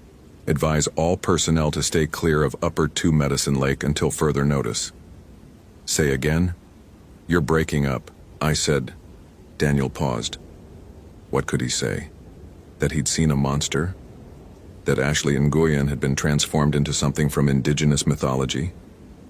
They'd pull him off duty for psychiatric evaluation. I said weather's deteriorating rapidly. Ice conditions unstable. Proceeding to rendezvous with Chen and Morrison. Copy that. They're waiting at the trailhead. Daniel started moving again, but he walked this time, his mind racing to make sense of what had happened. There had to be an explanation. Exposure to extreme cold could cause hallucinations. Maybe he'd suffered a minor stroke. Maybe there was a gas leak, carbon monoxide from some geological vent affecting his perception. Maybe he'd just seen exactly what he thought he'd seen, and all his carefully constructed understanding of how the world worked was fundamentally wrong. He emerged from the forest 20 minutes later to find Rangers Patricia Chen and Michael Morrison waiting beside their vehicle, a white Ford F-250 with the National Park Service seal on the door. Both were in their early 30s, experienced backcountry rangers Daniel had worked with for years. Patricia saw his face and immediately stepped forward. "Jesus, Dan, you look like you've seen a ghost." The word hit too close. Daniel forced his expression to neutralize, falling back on the professional mask he'd worn for nearly a decade. "Just cold. We need to expand the search grid northeast of the lake." Michael pulled out a topographic map and spread it across the truck's hood. "What did you find?" "Boot prints leading to the lake's edge. No clear indication of direction after that." Daniel pointed to the map. "We should focus here, along the northwestern shore. He hesitated. "There's unusual ice formation in that area, possible indication of recent activity." Patricia exchanged a glance with Michael. "Unusual how?" Daniel chose his words carefully. "Crystallization patterns inconsistent with ambient temperature. Could indicate someone fell through and the ice refroze rapidly." It wasn't quite a lie. The truth was simply too impossible to voice. They spent the next 3 hours conducting a grid search of the northwestern quadrant, finding nothing but undisturbed snow and silent forest. The predicted storm rolled in around 4 o'clock, heavy flakes reducing visibility to less than 50 yards. By the time they returned to headquarters, night had fallen and Daniel's hands shook so badly he could barely complete his incident report. He sat at his desk long after Chen and Morrison had left, staring at the words he'd typed on the screen. "No evidence of missing person located. Search suspended due to weather conditions. Will resume at first light." The cursor blinked accusingly. Daniel deleted the report and started over, his fingers hovering over the keys. What was he supposed to write? That Ashley Nguyen had encountered something that shouldn't exist? That she'd been transformed or consumed by an entity from indigenous mythology? He opened a new browser window and typed Wendigo into the search bar. The results were a mixture of academic anthropology papers and sensationalist paranormal websites. Daniel ignored the latter and focused on scholarly sources. Dr. Nathan Carlson from the University of Montana had published extensively on Algonquian folklore. His most recent paper, titled Anthropological Examination of Wendigo Psychosis in North American Indigenous Cultures, described the phenomenon as a culture-bound syndrome characterized by intense hunger, fear of becoming a cannibal, and anxiety about transformation. Psychosis, a mental illness, not a literal monster. Daniel felt relief wash over him. He'd experienced a psychotic break, possibly triggered by stress and exposure to extreme cold. It was treatable, understandable, rational. He was closing the browser when a phrase in Carlson's paper caught his eye. Historical accounts from fur traders and missionaries in the 18th and 19th centuries consistently describe physical transformations accompanying Wendigo psychosis, suggesting a complex interplay between cultural belief and physiological manifestation that remains poorly understood. Physical transformations. Daniel clicked on the embedded references following a chain of citations back through time. A journal entry from a French fur trader named Pierre Dubois, dated 1782, described finding a hunting party of 12 Cree men frozen to death around a campfire. All showed signs of having been partially consumed. One set of tracks led away from the camp, growing progressively more distorted until they ceased to resemble anything human. A report from a Jesuit missionary in 1845 mentioned a woman who'd survived a harsh winter by eating her deceased family members. When found, she'd allegedly grown to unnatural height and possessed eyes that reflected moonlight like those of a wolf. More accounts followed, each eerily consistent in their details. Extreme cold, desperate hunger, consumption of human flesh, Transformation into something no longer human, but not quite animal. An eternal, insatiable appetite. Daniel rubbed his eyes. Academic papers weren't evidence. Historical accounts from the 18th century weren't reliable. He was grasping at straws, trying to rationalize the irrational. His desk phone rang, making him jump. He checked the caller ID. Park Superintendent Linda Vasquez. Kowalski, he answered. Daniel, I just got your incident report. Or rather, I got the notification that you filed one and then deleted it 3 times. Want to tell me what's going on? Daniel leaned back in his chair, suddenly exhausted.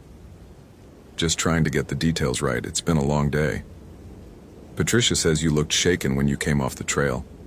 Michael says you've been researching Native American mythology for the past hour. Care to explain? Of course they'd noticed. Daniel had worked with them long enough that any deviation from his methodical, by-the-book approach would stand out. I'm trying to understand the cultural context of the search area. The Blackfeet have traditional territories in this region, and I thought there might be relevant information about seasonal hunting patterns or sacred sites that could explain. Daniel. Linda's voice was gentle but firm. I've been doing this job for 20 years. I know what it looks like when someone's seen something they can't explain. What happened out there? The words stuck in Daniel's throat. He wanted to tell her, wanted to share the burden of what he'd witnessed, to hand it over to someone else and let them figure out what to do. But saying it out loud would make it real in a way he wasn't prepared to accept. I need to go back out there, he said instead. Tomorrow morning, as soon as it's light. Ashley Nguyen is still missing, and every hour decreases her chances of survival. A long pause. Okay, but you're not going alone. I'm putting together a full SAR team, 10 rangers plus tracking dogs and a helicopter if weather permits. We'll find her, Daniel. Thank you. He hung up before Linda could ask any more questions. Daniel spent the night at his desk, unable to face the drive back to his cabin. He read everything he could find about Wendigos, about Algonquian cosmology, about the thin places where human understanding broke down and something older bled through. As dawn light began filtering through the headquarters windows, he'd filled 2 notebooks with information that his rational mind still refused to fully accept. But acceptance or not, he had to go back. Ashley Nguyen deserved that much. Her family deserved that much. The SAR team assembled at 6 o'clock, 10 rangers, including Chen and Morrison, 4 tracking dogs with their handlers, a helicopter on standby in Kalispell, waiting for weather clearance. Linda Vasquez briefed everyone on the search parameters while Daniel studied the topographic map with a growing sense of dread. Kowalski, your lead on Team 1, Linda said. Chen and Morrison with you. Take the southern perimeter of Upper 2 Medicine Lake and work your way counterclockwise. Team 2 takes northern perimeter. Dogs will start from the parking lot and follow whatever scent trail they can pick up. Daniel nodded, not trusting his voice. The hike back to the lake took 2 hours through fresh snow. The storm had deposited another 8 inches overnight, obscuring yesterday's tracks. The dogs ranged ahead, noses to the ground, but they seemed agitated. One of the handlers, a woman named Sarah Brennan who'd worked search and rescue for 15 years, frowned at her German shepherd's behavior. This is weird, she said to Daniel. Duke's got excellent cold weather performance, but he won't commit to a direction. It's like he's getting conflicting signals. They reached the lake's southern shore where Daniel had found Ashley's boot prints. The dogs immediately began whining and backing away from the ice. Duke, normally fearless, tucked his tail and refused to move forward despite Sarah's commands. What the hell? Sarah knelt beside her dog, checking him for injury. Duke, what's wrong, buddy? The other 3 dogs showed similar reactions, circling nervously and vocalizing their distress. Daniel felt his stomach drop. Animals could sense things humans couldn't. If the dogs refused to go near the lake, we'll proceed without them, Daniel said. Chen, Morrison, with me.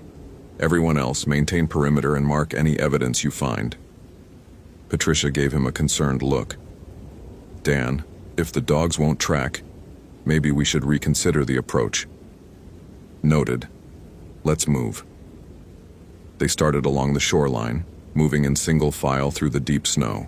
The day was overcast but not snowing, visibility decent. Around them, the forest remained unnaturally silent. No birds, no wind, just the crunch of their boots and their own breathing. Daniel led them to the northwestern shore, where he'd seen the thing yesterday. In daylight, the area looked different, normal. Just another stretch of frozen lake bordered by evergreens. No sign of the crystallization he'd witnessed. No indication anything unusual had occurred. "This is where I saw the ice formation I mentioned," Daniel said. "We should check for any evidence beneath the snow." They spread out, probing through the powder with their trekking poles. Michael found something after 10 minutes, a patch of ice that did show unusual crystal structures just as Daniel had described. But there was something else. Dark shapes frozen beneath the surface. "Over here," Michael called. "I've got something." Daniel approached and looked down. His breath caught.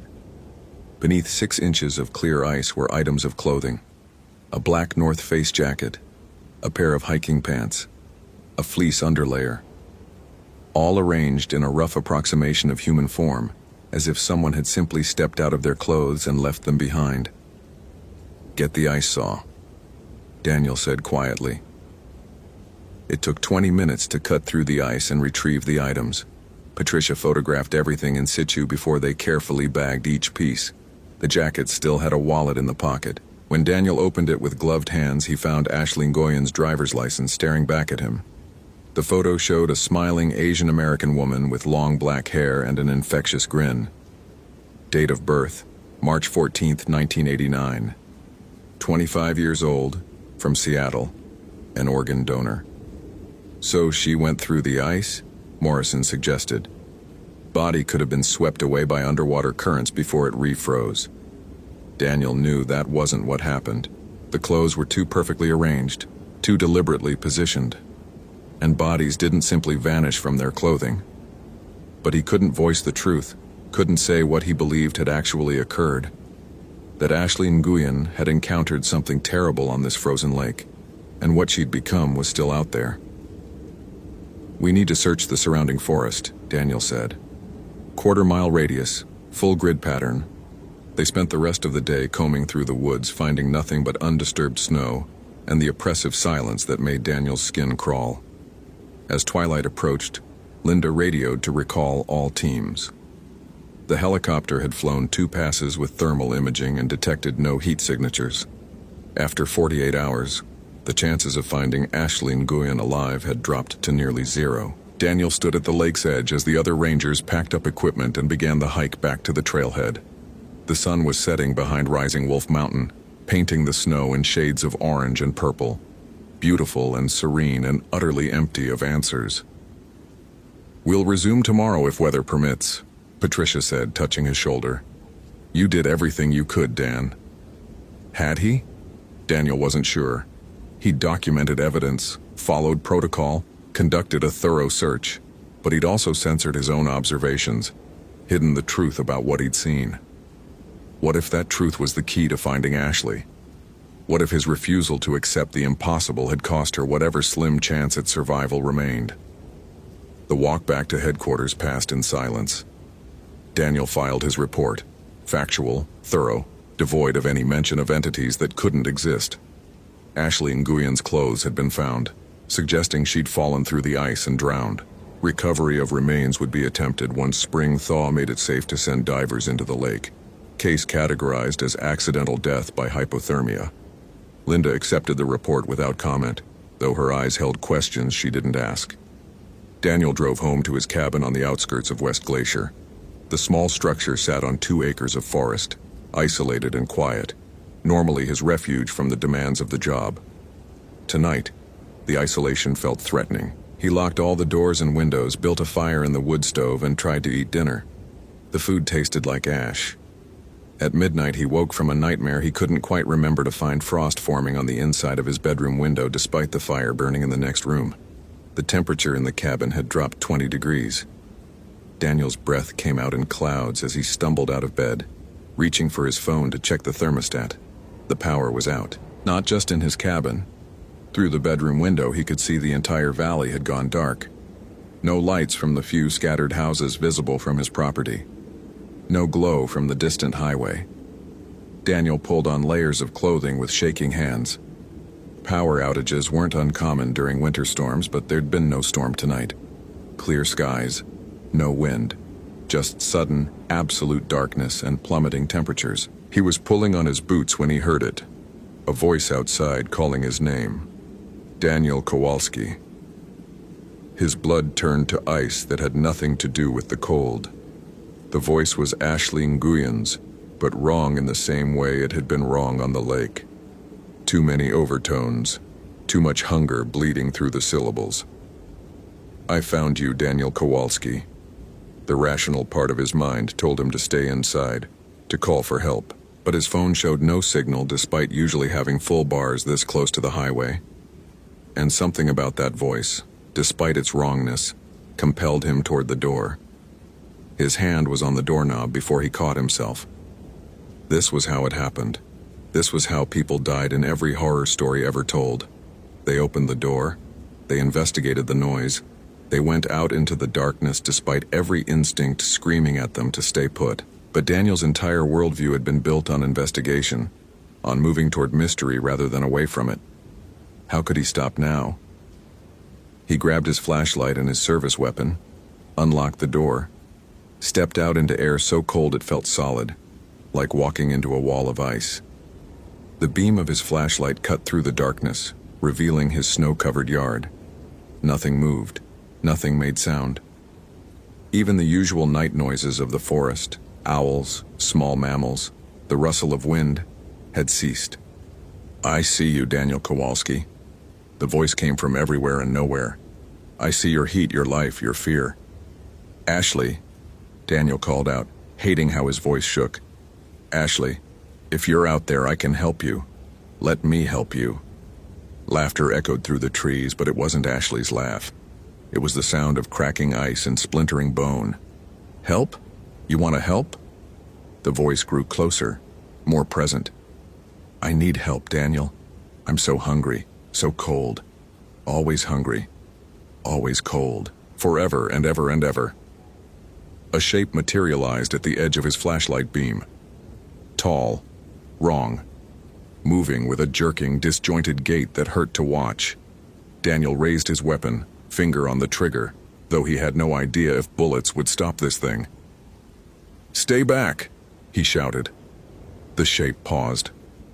In the indirect light, Daniel could make out more details than he'd seen on the lake.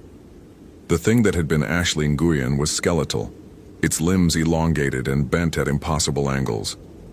Its skin had the gray-black color of frostbite, pulled taut over bones that showed through in places. The face, God, the face, retained just enough human features to be recognizable. Ashley's eyes, though now they glowed with that terrible pale light. Ashley's nose, though stretched and distorted. Ashley's mouth, though filled with teeth like shards of dirty ice. You saw me, it said. And for a moment the voice was purely Ashley's. Young, frightened, human. On the lake. You saw what I am, what I've become. Daniel's finger tightened on the trigger, but he couldn't shoot. Not yet. What happened to you, Ashley? The thing tilted its head, the motion too fluid, too predatory. I was lost. 3 days before you found my car, I got turned around in the snow. So cold. Phone dead. No food. I walked and walked, and the cold got inside me. Into my bones. Into my soul. It took a step forward. Daniel's flashlight beam showed more details he wished he couldn't see. The thing's fingers ended in claws of ice. Its ribs showed through its ragged clothing like prison bars. Then I found the cabin, Ashley's voice continued. Old, abandoned, but there was someone there, someone who'd been there a long time, in the root cellar, preserved by the cold. Daniel felt his stomach turn. You didn't. I was so hungry, the thing whispered. So hungry. And the cold it told me eating would make me warm again. One bite, just one bite to stop the shaking, but it didn't stop. It got worse. Hungrier, colder, Until I wasn't Ashley anymore. I was this. The creature that had been Ashley Nguyen raised its arms, displaying its transformation. Now I'm never warm, never satisfied. I eat, and I'm always empty, always starving. Forever. The old stories are true, Daniel said quietly. Wendigo. Don't say that name, it hissed, voice distorting again into something inhuman. Names have power. That name has teeth. Daniel's training as a ranger had taught him to handle dangerous animals, medical emergencies, natural disasters. Nothing had prepared him for this. Nothing in his 8 years of experience, his rational worldview, his methodical approach to problems offered a solution for dealing with a creature from mythology, made flesh. Ashley, listen to me, he tried. You're sick. There are people who can help. I'm not sick. The words came out as a shriek that made the windows of his cabin frost over completely. I'm hungry. I can smell the heat of your blood, Daniel Kowalski. I can see your life like a candle in the darkness. Let me warm myself, just for a moment. Let me eat. It lunged. Daniel fired 3 times, center mass, the way he'd been trained. The shots echoed across the valley, impossibly loud. The creature staggered, but didn't fall. Didn't even seem particularly hurt. It looked down at the bullet holes in its chest. No blood, just dark, empty spaces, and laughed. Iron won't stop me. Nothing stops hunger. Daniel ran. He crashed through the forest behind his cabin, flashlight beam bouncing wildly, weapon still clutched in his hand. Behind him he heard pursuit, the grinding, crackling sound of ice forming on every surface the Wendigo touched. Trees groaned as their sap froze solid. Snow crystallized into razor-sharp formations. The temperature dropped so precipitously that Daniel's breath froze mid-exhalation, forming clouds of ice crystals that tinkled as they fell. His rational mind had finally broken, giving way to pure animal terror. This wasn't something that could be understood or reasoned with. It was hunger given form, cold given consciousness, death walking on 2 legs. Daniel ran for his truck, but found the engine frozen solid, ice forming across every surface. The Wendigo had been thorough. Nowhere to run, Daniel Kowalski. Ashley's voice playful now, enjoying the hunt. I can follow you forever. I never tire. Never stop. That's the gift the cold gave me. Daniel's lungs burned. His muscles screamed. He couldn't outrun this thing. Couldn't outfight it. Couldn't reason with it. But maybe he could trap it. The idea surfaced from the research he'd done the night before. The accounts had mentioned protective measures, salt, iron, fire. None had proven particularly effective, but they'd all mentioned one consistent detail. Wendigos were compelled to follow their prey. Single-minded pursuit. No deviation. Daniel changed direction, heading toward the old North Trail maintenance shed half a mile into the forest. It was a small structure, maybe 15 by 20 feet, used to store equipment during summer. Fully enclosed. Only one door. If he could get the Wendigo inside and seal the door, it wasn't much of a plan, but it was the only plan his fractured mind could construct. He reached the shed 3 minutes later, his legs shaking with exhaustion and cold. The padlock on the door had frozen solid. Daniel smashed it with a rock, his hands so numb he could barely feel the impact. The door swung open, revealing darkness within. Ashley, he called out. I'm here, come get me.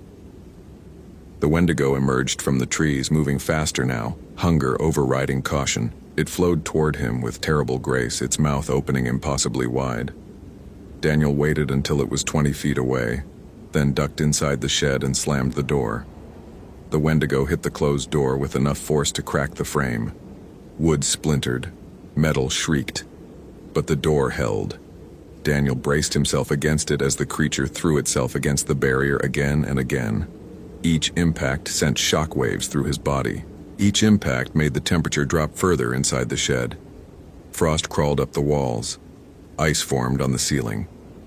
Let me in, Ashley's voice screamed. Let me in, let me in, let me in. The door wouldn't hold forever.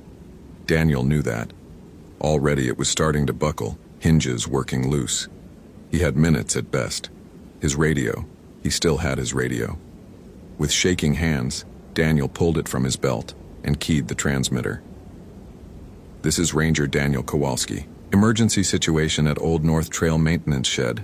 Coordinates 48.5234 north, 113.4521 west. Immediate assistance required. Repeat, immediate assistance required. The response was buried in static, but he thought he heard Linda's voice. Repeat, coordinates. Maintenance shed, Daniel shouted. Old North Trail. Bring fire. Bring as much fire as you can. The door cracked. A clawed hand punched through the wood, reaching for him. Daniel scrambled backward, pressing himself against the far wall. The hand withdrew, and Ashley's glowing eye appeared in the hole, fixing him with its terrible gaze. Found you, it whispered. The door exploded inward. Daniel fired his remaining rounds, 3 shots directly into the creature's face. They had no more effect than the first 3. The Wendigo stepped through the shattered doorway, filling the shed with its presence, with its cold, with its endless, terrible hunger. Time to eat, Daniel Kowalski. It reached for him with fingers like icicles, and then light flooded the shed from outside, headlights from multiple vehicles, voices shouting, the crack of more gunfire. The Wendigo whirled, hissing in frustration. Rangers poured into the clearing outside, flashlights and weapons at the ready. Daniel saw Linda Vasquez, saw Chen and Morrison, saw half the staff from headquarters. They must have been close, must have been searching for him after the power went out. Flares! Daniel screamed. Use your road flares! Fire! He saw understanding dawn on Linda's face. She pulled a road flare from her equipment belt, struck it, and threw it at the Wendigo. The bright red flame struck the creature's chest, and it shrieked, stumbling backward. The other rangers followed suit, a dozen flares suddenly illuminating the night, all of them striking the Wendigo from different angles. The creature that had been Ashley Nguyen writhed in the sudden heat and light, steam rising from its frozen flesh. It opened its mouth one last time, and Daniel heard Ashley's true voice beneath the monster's roar. Thank you. Then it ran, disappearing into the forest with inhuman speed, leaving behind only the smell of burning frost and the memory of those terrible glowing eyes. Daniel collapsed against the shed's wall, his entire body shaking. Linda was beside him in an instant, wrapping her jacket around his shoulders, checking him for injuries. What the hell was that? She demanded. Daniel looked up at her, at all the rangers staring at him with expressions mixing concern and barely suppressed terror. They'd seen it. They'd all seen it. There would be no explaining this away, no rational categorization. The truth, he said finally. The truth we've been ignoring because it didn't fit what we thought we knew. The power came back on an hour later, flooding the valley with light. By then, they'd searched the area where the Wendigo had disappeared and found nothing but ice crystals and Ashley Nguyen's driver's license lying in the snow, the photo smiling up at them from a life that no longer existed. The official report listed Ashley Nguyen as deceased, cause of death unknown, remains not recovered. Daniel's supplementary report, filed in a classified section he hadn't known existed until Linda showed him, detailed what had actually happened. Apparently they had protocols for this. Apparently he wasn't the first ranger to encounter something that shouldn't exist. The forest is older than we are, Linda told him a week later, as they stood in her office looking at a map covered in red pins. Older than science. Older than rationality. Sometimes it reminds us of that. Each pin marked a location where unexplained incidents had occurred over the past century. Disappearances, sightings, encounters that had no natural explanation. There were more pins than Daniel could count. Why didn't you tell me? He asked. Would you have believed me? No, he wouldn't have. Daniel Kowalski, who'd built his entire career on logic and evidence, would have dismissed it as superstition, would have filed it away as irrelevant cultural context. He'd never make that mistake again. They closed Upper 2 Medicine Lake to public access indefinitely. Daniel transferred to a desk position at headquarters, unable to face going back into the deep forest. He spent his days analyzing incident reports, looking for patterns in the impossible. trying to build a framework for understanding things that defied understanding. At night, he still heard Ashley's voice calling his name, still felt the terrible cold that had nothing to do with temperature, and everything to do with an appetite that could never be satisfied. Still saw those glowing eyes in his dreams. He kept his curtains closed and his wood stove burning, even as spring arrived and the snow melted. He kept road flares in every room of his cabin. He kept salt lines on all the windowsills, even though he wasn't sure they actually helped. And he listened. Listened to the stories the old-timers told. Listened to the indigenous rangers who shared their people's knowledge. Listened to the forest itself, which spoke in a language older than words if you were brave enough to hear it. Daniel Kowalski had wanted answers, had needed the world to make logical sense. Instead, he'd learned that some questions have no comfortable answers, and some truths are too terrible to be contained in rational frameworks. Ashley Nguyen was never found. The thing she'd become was spotted occasionally, always at a distance, always in the deepest winter. Park Service protocols now included cultural awareness training that wasn't just about sensitivity, but about survival. Rangers were issued emergency flares as standard equipment, and certain areas of Glacier National Park were marked with discreet warnings that only those who knew what to look for would understand. The forest kept its secrets, and Daniel learned to respect that. Learned to exist in a world where logic and science and rational thought were important tools, but not the only tools. Learned that the line between possible and impossible was thinner than he'd ever imagined. On the coldest nights, when the temperature dropped well below zero and the wind howled through the mountains, Daniel stood at his window and looked out at the dark forest. Sometimes he thought he saw a figure watching from the tree line, tall, wrong, with eyes that glowed like foxfire. Sometimes the figure raised one hand, a gesture that might have been a wave or a warning or a reminder. Ashley Nguyen had gotten lost in the woods and made a choice that destroyed her humanity. But she'd also given Daniel a gift, terrible though it was. The truth that the world was stranger and more dangerous than any of them had guessed. That wisdom and protection could be found in stories everyone dismissed as primitive superstition. That respect for indigenous knowledge wasn't just cultural courtesy but practical survival. Daniel never hiked alone again. Never ignored the warnings in old stories again. Never dismissed the impossible as mere folklore again. Because he'd learned the hardest way possible that sometimes the monsters are real, and sometimes hunger takes human form, and sometimes the most important thing a rational mind can do is accept that reason has limits. The forest didn't care about his scientific method, didn't care about his protocols and procedures. The forest was older, deeper, more patient than human understanding could encompass, and it remembered things that civilization had tried very hard to forget. Daniel Kowalski remembered too now, would remember for the rest of his life.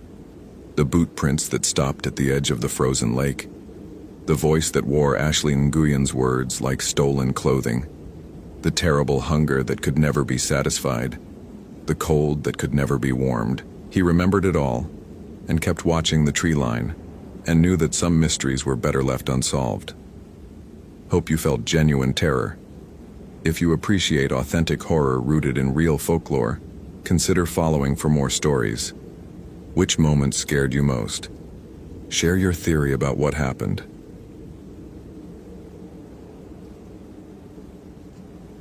The thermometer read 72 degrees, but Daniel Kowalski's breath misted white in the air above Ashley Nguyen's abandoned campsite. He checked the device again, tapping its digital face with one gloved finger. The numbers didn't change. 72 degrees Fahrenheit at 3:47 p.m. on August 14, 2016, in the Hoh Rainforest section of Olympic National Park. The moss-draped Sitka spruce surrounding the clearing dripped with afternoon humidity. Ferns glistened. Everything about this temperate rainforest screamed moisture and warmth. Everything except the cloud of condensation Daniel exhaled with each breath. He held his hand 6 inches above the tent's collapsed nylon. Cold radiated upward like he'd positioned his palm over an open freezer. But when he pressed the thermometer against the tent fabric, it still registered 72 degrees. Daniel Kowalski had spent 11 years as a ranger in Olympic National Park. He held a master's degree in forestry from the University of Washington. He'd taken advanced courses in wilderness survival, search and rescue protocols, and emergency medical response. His approach to every situation followed a methodical pattern: observe, measure, analyze, act. He trusted data, respected empirical evidence, and maintained detailed logs of every incident he encountered. Nothing in his training or experience explained why he could see his breath when the ambient temperature contradicted that basic fact of thermodynamics. He photographed the phenomenon with his agency-issued Nikon, though he suspected the camera wouldn't capture what his eyes perceived. The mist dissipated before he could review the image on the tiny screen. When he breathed out again, nothing visible emerged. Yet he felt the cold envelope his face like he'd opened a refrigerator door. The tent belonged to Ashley Nguyen, 26, from Portland. She'd obtained a backcountry permit for a 5-day solo trek along the Ho River Trail, starting from the ranger station at milepost 18.2. Her itinerary indicated she'd planned to camp at designated sites, check in via satellite messenger every evening, and exit the park on August 13th. Her last satellite ping had come from these coordinates at 11:47 p.m. on August 10th, 4 days ago. The message read simply, "Something's wrong with the forest." Daniel had tried to dismiss the vague statement as typical hiker paranoia. City people often reported feeling watched or uneasy in true wilderness. But Ashley Nguyen wasn't a novice. Her permit application showed extensive backcountry experience. She'd summited Rainier twice, completed the Wonderland Trail solo, and held Wilderness First Responder certification. Not someone prone to irrational fears, now standing in her abandoned camp with impossible cold seeping from her tent, Daniel felt the first thread of his rational worldview beginning to fray. He crouched beside the tent and unzipped the entrance with 2 gloved fingers. The nylon fabric felt brittle, almost frozen, though again the thermometer insisted otherwise. Inside, Ashley's sleeping bag lay twisted in the corner, her backpack spilled open, contents scattered across the tent floor. Nothing appeared stolen. Her phone sat dead in one corner, a portable battery pack beside it fully charged. Cash remained visible in her wallet's clear window. Her camera, a professional Canon setup worth several $1,000s, lay half buried under clothing. But her food supply had vanished. Every item. The bare canister that regulations required remained locked and present, but completely empty. No wrappers, no crumbs, no trace of the freeze-dried meals, energy bars, trail mix, or instant coffee that her permit application listed. 7 days' worth of provisions, gone. Daniel inventoried the scene methodically. He documented each item with photographs, made notes in his weatherproof field journal, and bagged potential evidence according to protocol. But his hands shook slightly as he worked. Not from cold, though the temperature anomaly persisted, but from something his mind refused to categorize. Scratches marked the inside of the tent, deep gouges in the nylon starting near the sleeping bag and trailing toward the entrance. The tears followed no logical pattern, sometimes parallel like claw marks, sometimes chaotic like something had thrashed against the fabric in desperation. Or hunger. He found the first track 20 feet north of the campsite, pressed into soft earth near a nurse log colonized by sword ferns. A bare footprint, human-sized, with toes spread wide. Normal enough. Hikers sometimes walked barefoot around camp, but this print sank 3 inches into ground that barely compressed under Daniel's weight even with his boots and full gear, and the edges appeared crystallized, rimmed with frost that sublimated to vapor as he watched. The second track appeared 15 feet farther, then another at 20 feet. Each print grew more distorted than the last, toes elongating, the arch narrowing. By the 5th track, 30 yards from camp, the impression looked less like a foot and more like something that had been human once but was becoming something else. Daniel's phone showed no signal. Expected this deep in the rainforest. His Motorola radio crackled with static when he tried to contact the station. He logged his findings in careful clinical language, fighting the urge to describe what he really saw. Tracks that suggested transformation, a campsite radiating impossible cold, and the growing certainty that Ashley Nguyen hadn't simply wandered off or encountered a bear. The satellite messenger attached to his pack chirped. A text from Chief Ranger Morrison. Update. Daniel typed. Located Nguyen campsite at designated coordinates. Site abandoned, no sign of subject. Unusual evidence suggests continued search necessary, requesting additional personnel. He hesitated before adding, "Recommend search and rescue team with cold weather gear." Morrison's response came quickly. "Cold weather? Daniel, it's 80 degrees at station. You feeling okay?" Daniel looked at his thermometer again. 72 degrees. He exhaled and watched the vapor swirl. His scientific training warred with sensory evidence. One of them had to be wrong. "Affirmative," he typed back, proceeding with investigation. The tracks led north away from the established trail system, deeper into old-growth forest where trees grew so dense the ground remained in perpetual twilight. Daniel marked his route with fluorescent surveyor's tape, one strip every 100 feet, noting GPS coordinates in his journal. The rational part of his brain maintained its systematic approach, even as his instincts screamed at him to return to the station. He'd walked perhaps a quarter mile when he noticed the silence.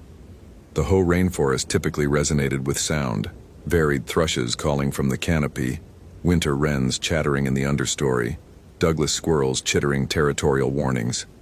Insects hummed, frogs croaked from standing water, and wind whispered through moss-laden branches. The forest lived and breathed through constant noise.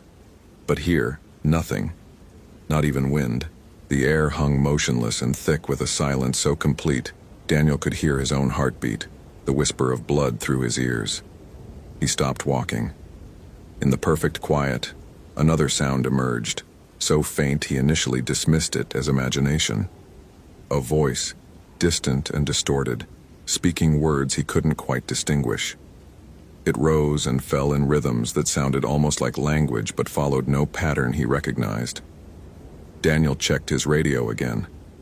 Dead static, but the voice continued, seeming to come from multiple directions simultaneously, echoing through the dense forest without clear origin.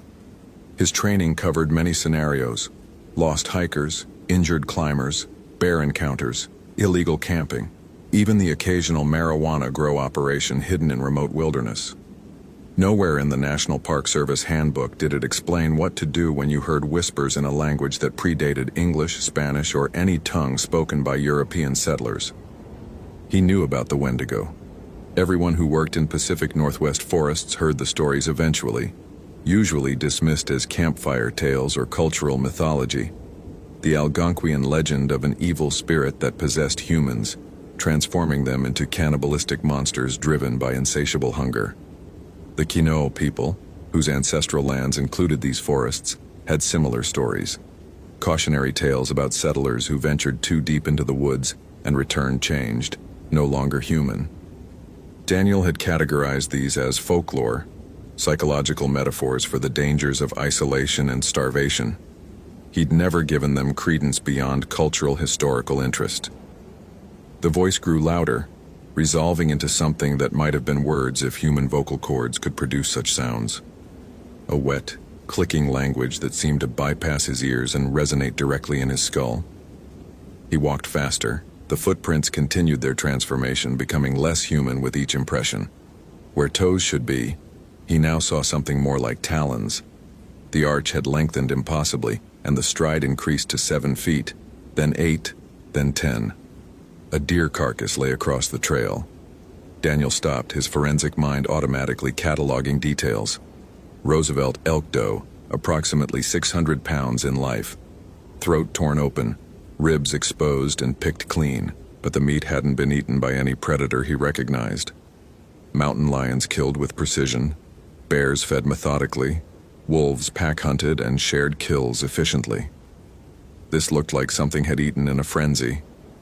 Bones cracked open for marrow, organs missing. And strangest of all, the entire carcass was frozen solid despite the ambient temperature.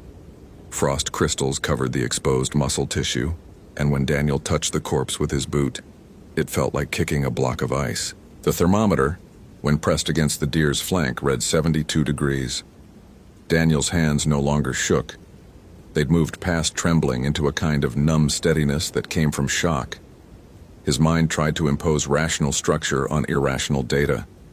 Localized temperature anomaly, perhaps due to underground water sources or unusual air currents. The deer killed by something. The tracks created by... He had no explanation for the tracks. He took photographs, recorded GPS coordinates, and continued following the trail because stopping felt more dangerous than proceeding. The forest pressed closer, Sitka spruce and western hemlock forming walls of rough bark and hanging moss. Sword ferns brushed his legs. Devil's club with its painful thorns forced him to move carefully. The tracks led to a clearing. Natural meadows existed in the rainforest, places where soil composition or water drainage prevented tree growth, but this clearing felt wrong. The ground lay bare, no grass, no ferns, not even moss. Just packed earth in a perfect circle approximately 50 feet in diameter. In the center, someone had constructed a cairn from river stones. Not a simple trail marker, but an elaborate structure rising 8 feet high, carefully balanced, clearly intentional. Around the cairn's base, symbols were scratched into the dirt. Daniel recognized some from his cultural sensitivity training, native pictographs sometimes found near sacred sites. But these looked corrupted, the traditional imagery twisted into configurations that hurt to look at directly. And everywhere, bones, deer, elk, bear, smaller animals Daniel couldn't identify. Hundreds of bones arranged in spiral patterns radiating from the central cairn.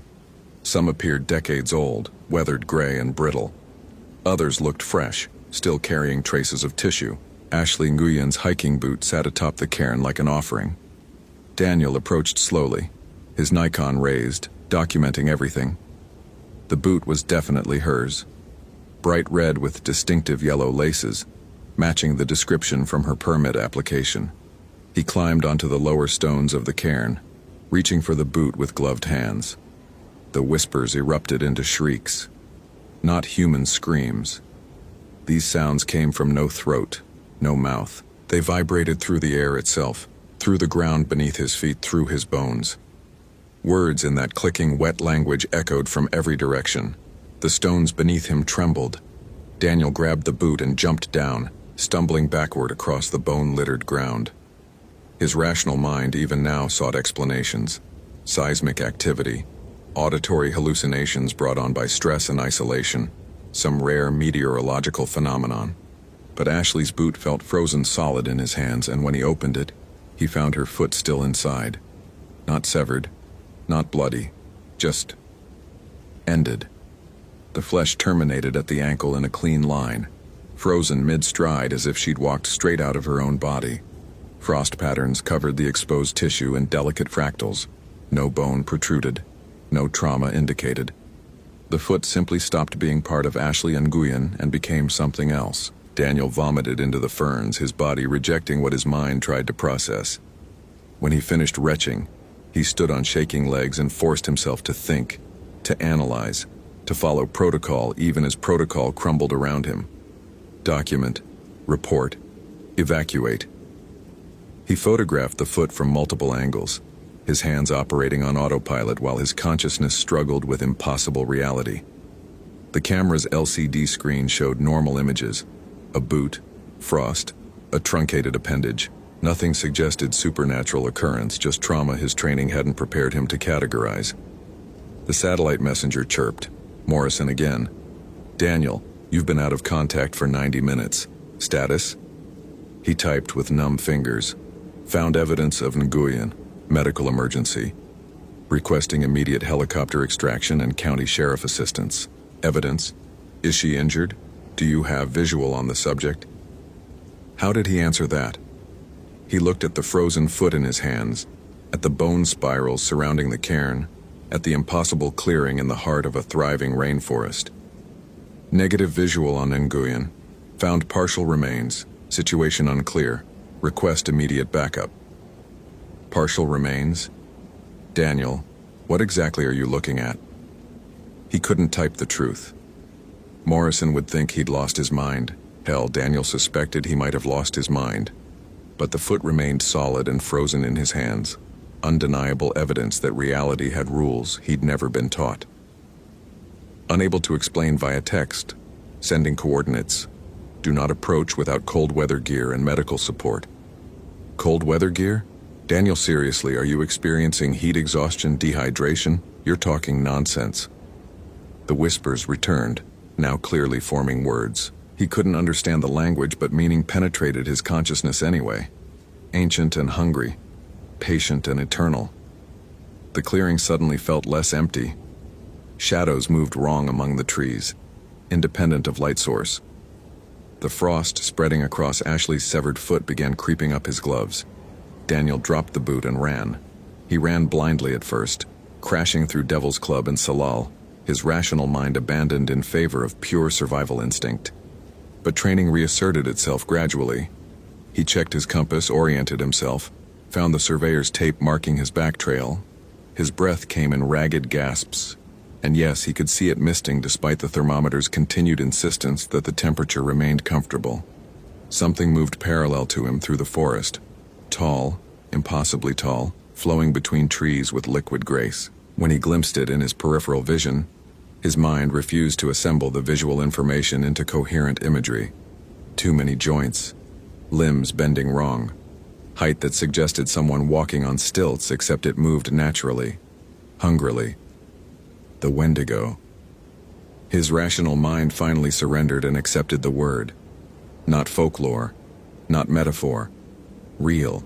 He'd read the literature during cultural training, academic papers discussing the psychological phenomenon called Wendigo psychosis, a culture-bound syndrome where individuals, usually during harsh winters and famine conditions, became convinced they were transforming into cannibalistic monsters. Psychiatrists categorized it as a form of hysteria, anxiety manifesting through cultural lens. But psychiatrists hadn't stood in a frozen clearing in 80-degree weather, holding a woman's severed foot that had somehow frozen mid-stride while she walked out of her own flesh. Daniel burst from the tree line near Ashley's campsite, gasping, his carefully maintained surveyor's tape abandoned. His truck sat another 2 miles down the trail, but the satellite messenger had enough signal here to maintain communication with the station. He grabbed it with shaking hands and typed, "Urgent. Do not send personnel into Ho backcountry. Close trails immediately. Potential hazardous wildlife situation." Morrison's response. Wildlife? What species? Bear? Cougar? Unknown. Extremely dangerous. Requesting park closure and fish and wildlife consultation. His phone had 1 bar of signal, flickering. Daniel pulled up his photos, his last connection to rationality. Documented evidence, empirical data, things he could show to Morrison, to the sheriff, to anyone who needed proof that something existed beyond their understanding. But when he scrolled through the images, his hands stopped shaking for a different reason.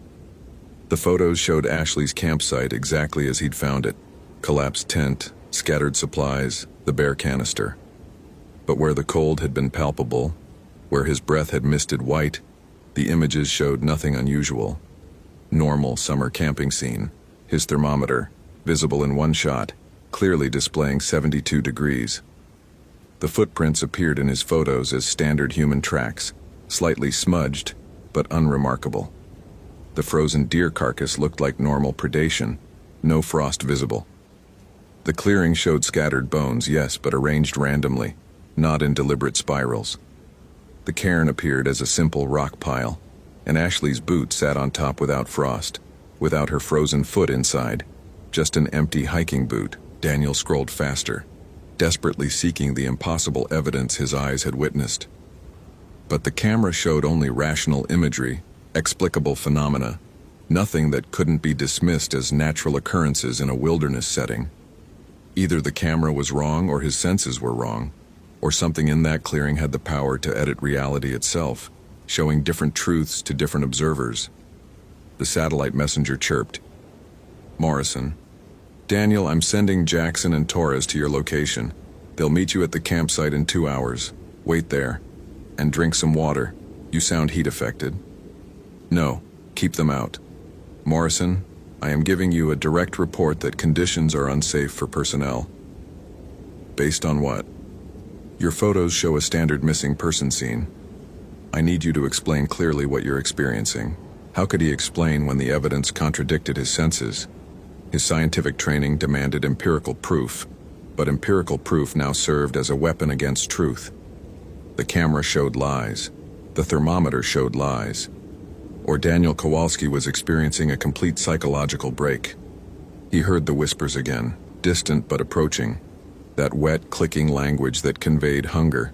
Not simple appetite, but an existential emptiness that could never be filled. An endless consumption that transformed everything it touched. Ashley Nguyen had felt it. That's what "something's wrong with the forest" meant. She'd perceived the wrongness before it consumed her, before she walked out of her own body in her desperate attempt to escape something that couldn't be escaped. Daniel made a decision. He grabbed his pack, ensured his GPS unit was tracking, and began walking quickly toward the trailhead. Not running. Running suggested panic, and panic would get him killed. He maintained a ranger's purposeful stride, checking his back trail every 50 yards, marking his progress. The forest remained silent around him. No birds, no insects, just the whispers growing gradually louder, resolving into something that might have been Ashley's voice if her vocal cords had frozen and shattered into icicles. Hungry, the whispers said. So hungry. Always hungry. He didn't look back. Didn't acknowledge the voice. Kept walking.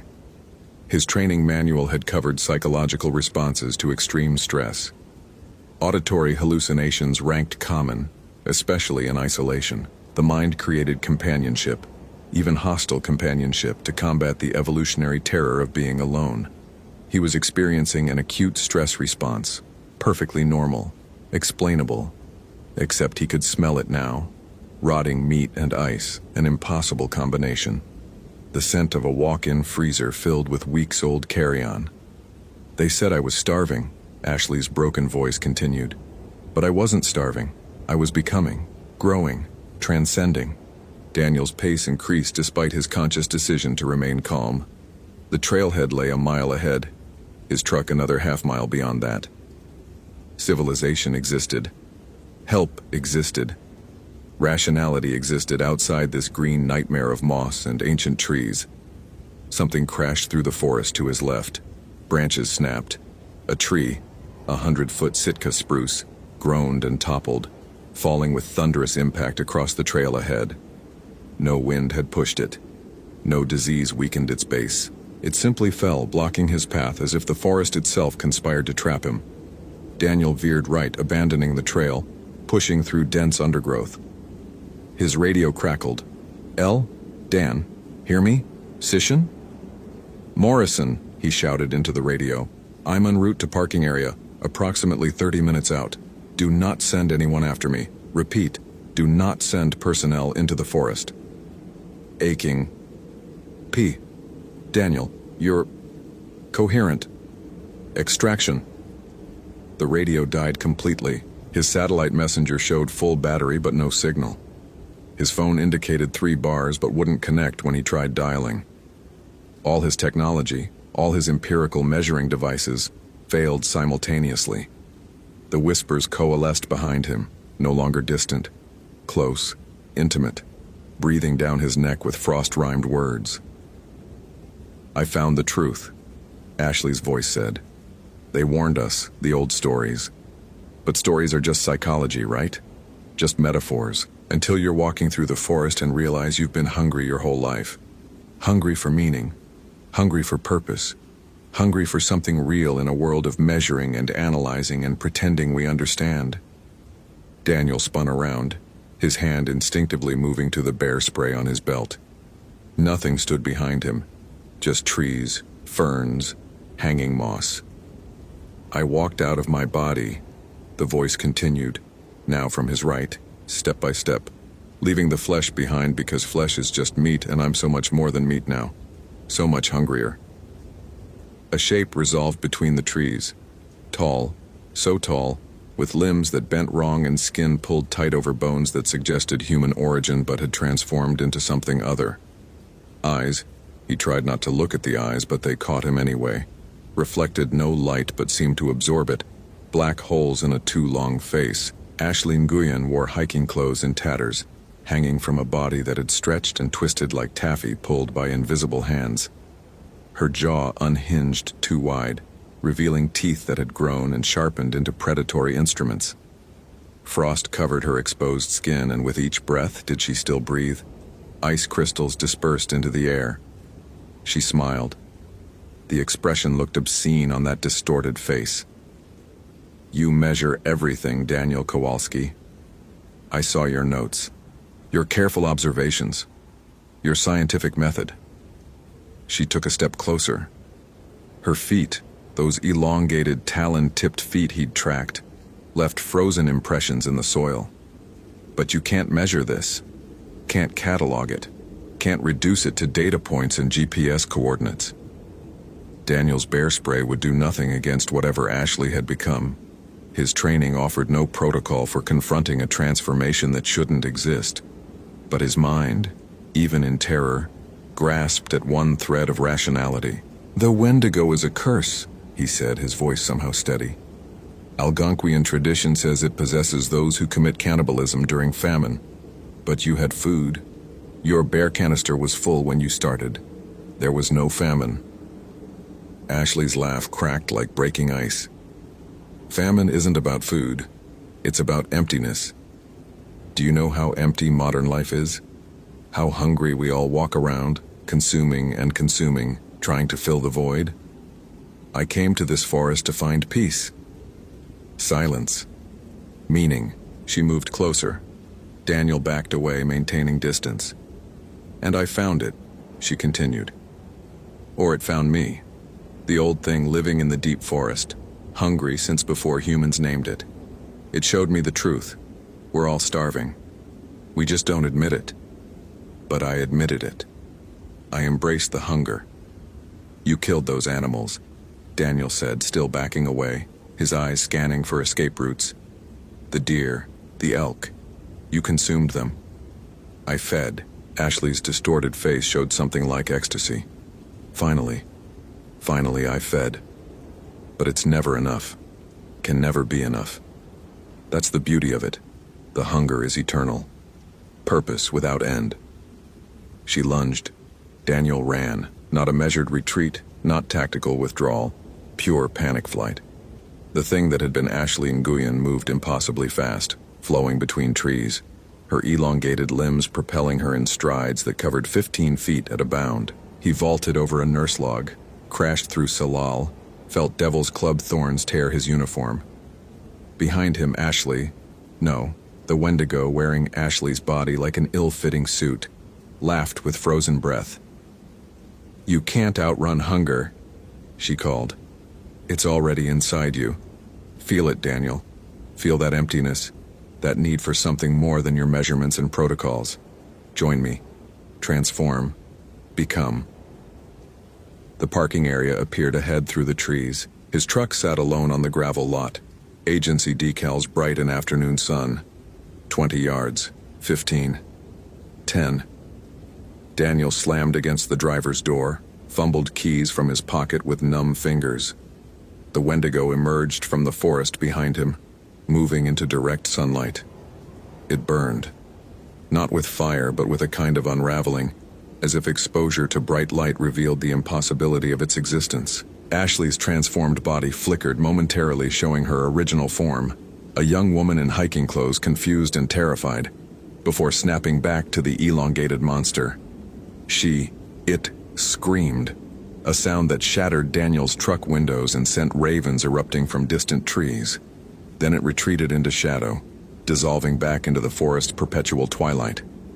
Daniel threw himself into the truck, started the engine, and accelerated down the access road without checking his mirrors.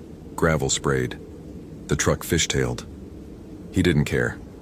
He drove like demons followed, because one demon did follow, pacing him just inside the tree line, visible in glimpses as a tall, impossibly fast shape flowing parallel to the road. Only when he reached the paved highway did the presence disappear. Daniel drove for 10 minutes before pulling over, his hands shaking so badly he could barely grip the steering wheel. He grabbed his satellite messenger, now functioning perfectly, and typed to Morrison. Out of backcountry. En route to station. Urgent. Close all Ho River trails immediately. Mark as hazardous wildlife closure. Will explain in person. Morrison's response came quickly. Copy. You okay? Jackson said you sounded distressed on radio. Was he okay? Daniel looked at his hands, scratched and bleeding from thorns. His uniform was torn, his truck windows were shattered, though he'd told himself they broke from the Wendigo's scream. But maybe he'd imagined that. Maybe he'd broken them himself in panic. His phone still held the photos. He pulled them up, scrolling through with desperate hope that maybe now, removed from that place, the images would show truth. But they showed only rational explanations. Standard campsite, normal tracks, explicable phenomena. Daniel opened his truck's glove box and removed his personal journal, separate from his official field notes. In it, he wrote everything. The impossible cold, the frozen footprints, the clearing with its bone spirals, Ashley's transformation. He described the Wendigo in clinical detail, documented his encounter, recorded his observations. Then he photographed each page with his personal phone and uploaded them to a private cloud storage account. Evidence existed even if the evidence could be dismissed as stress-induced delusions. At the ranger station, Morrison met him at the door. "Jesus, Daniel, you look like hell. What happened out there?" How did he explain? He settled for partial truth. "I found evidence of Ashley Nguyen's death. The scene was disturbing. I need to file a formal report and contact county sheriff." Morrison studied his face. "You experienced something traumatic." "Yes." "Do you need to speak with crisis counseling?" "Did he?" "Probably, but counseling required explaining, and explaining meant describing impossible events. Better to document, file reports, and let others decide if he was credible." "I'll do that," Daniel said. "But first I need you to close the Ho River backcountry. Immediately. Cite hazardous wildlife." "Based on what species identification?" Daniel met his supervisor's eyes. "Unknown predator. Extremely dangerous. Do not allow personnel into the area until I complete my formal report and Fish and Wildlife Conducts Assessment." Morrison hesitated, then nodded. "I'll initiate closure. But Daniel, you need to understand, if you can't identify the threat, we'll have limited justification for extended closure." "I understand." But he didn't care about justification. He cared about preventing others from encountering what lived in the deep forest, the ancient hunger that transformed hikers into monsters. Let the bureaucrats debate threat assessment. Let Fish and Wildlife search for rational explanations. Daniel had seen the truth, even if his cameras refused to record it. That night, alone in his cabin at the edge of Olympic National Park, Daniel reviewed his notes again. His official report described standard search and rescue protocol, evidence of probable death, recommendation for expanded search with additional resources. Dry, factual, career-protecting language. His personal journal told the real story. He'd failed Ashley Nguyen, failed to find her in time, failed to save her from transformation. But he could prevent others from suffering her fate. He researched Wendigo lore deep into the night, reading academic papers, anthropological studies, and yes, the folklore itself. The warnings passed down through generations of indigenous peoples who understood this forest long before rangers and tourists arrived. The stories were consistent. The Wendigo represented insatiable hunger, emptiness that consumed, need that transformed. It preyed on those who felt incomplete, those searching for meaning in the wilderness. And once transformed, its victims became predators themselves, spreading the curse through the forest. Fire could stop it, the old stories said. Bright light weakened it. But most importantly, you had to resist the hunger. Refuse the transformation even when your soul felt empty, and the offer of eternal purpose seemed appealing. Daniel thought about Ashley's words. Famine isn't about food, it's about emptiness. He understood. He'd felt it himself sometimes, the sense that his careful measurements and scientific methods were just elaborate distractions from life's essential meaninglessness, the hunger for something more, something real, something that transcended data and protocols. But he also understood that feeding that hunger with supernatural transformation was no answer, just endless consumption wearing the mask of purpose. His satellite messenger chirped, a message from an unknown sender. They'll send more rangers, more hikers, more meals. The forest is always hungry. A.N. Ashley Nguyen. Still alive in some form, still capable of using technology, still possessed by the Wendigo spirit that had consumed her humanity. Daniel deleted the message without responding. Let her, it, howl in the darkness. He would document, report, and warn. His scientific training, his careful methodology, his insistence on empirical evidence might not capture supernatural truth, but they could still serve a purpose. He would be the rational voice explaining irrational danger, the measured analyst describing impossible threats, the ranger who maintained protocol even when protocol proved inadequate. Because if he surrendered his rational approach, if he let the unexplainable erode his methodical worldview, then he risked becoming like Ashley, transformed, consumed, eternally hungry. The next morning, Daniel submitted his formal report recommending permanent closure of the Ho River backcountry pending wildlife assessment. The county sheriff initiated an investigation into Ashley Nguyen's disappearance. Fish and Wildlife deployed teams to search for predators. They would find nothing conclusive.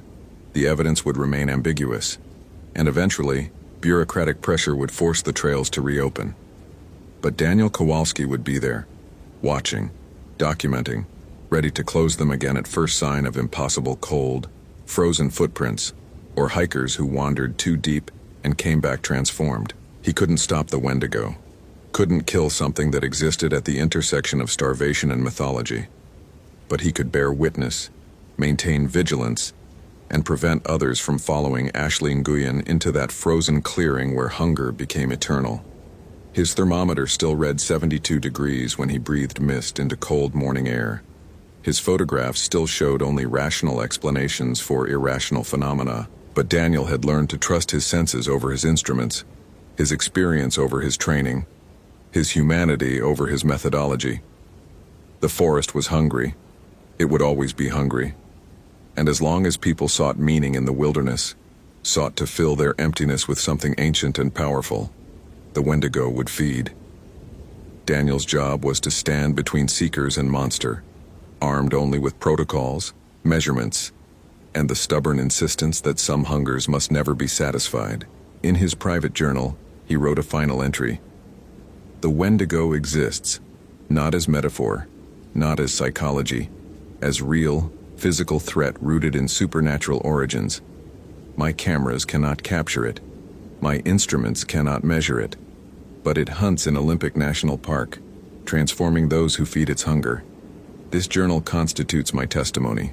If something happens to me, if I disappear into the backcountry and return changed, this is the evidence that Daniel Kowalski understood the danger and fought it with the only weapons he possessed: documentation, rationality, and refusal to surrender to emptiness. He signed and dated the entry, then uploaded scanned pages to his secure cloud storage. The forest whispered outside his cabin window, a sound like wind through moss-draped trees, or like Ashley Nguyen's frozen voice calling from the depths, eternally hungry, eternally searching for others to join her transformation. Daniel closed his journal and checked his gear for tomorrow's patrol. The trails were closing, the investigation continued, and somewhere in the old-growth forest something ancient waited with patience born from centuries of feeding. But not today. Today Daniel Kowalski would maintain his watch, armed with thermometers that lied and cameras that showed false truths, standing guard over a rational world that refused to believe in hungry ghosts. The Wendigo could wait. Daniel had reports to file. Hope you felt genuine terror. If you appreciate authentic horror rooted in real folklore, consider following for more stories. Which moment scared you most? Share your theory about what happened.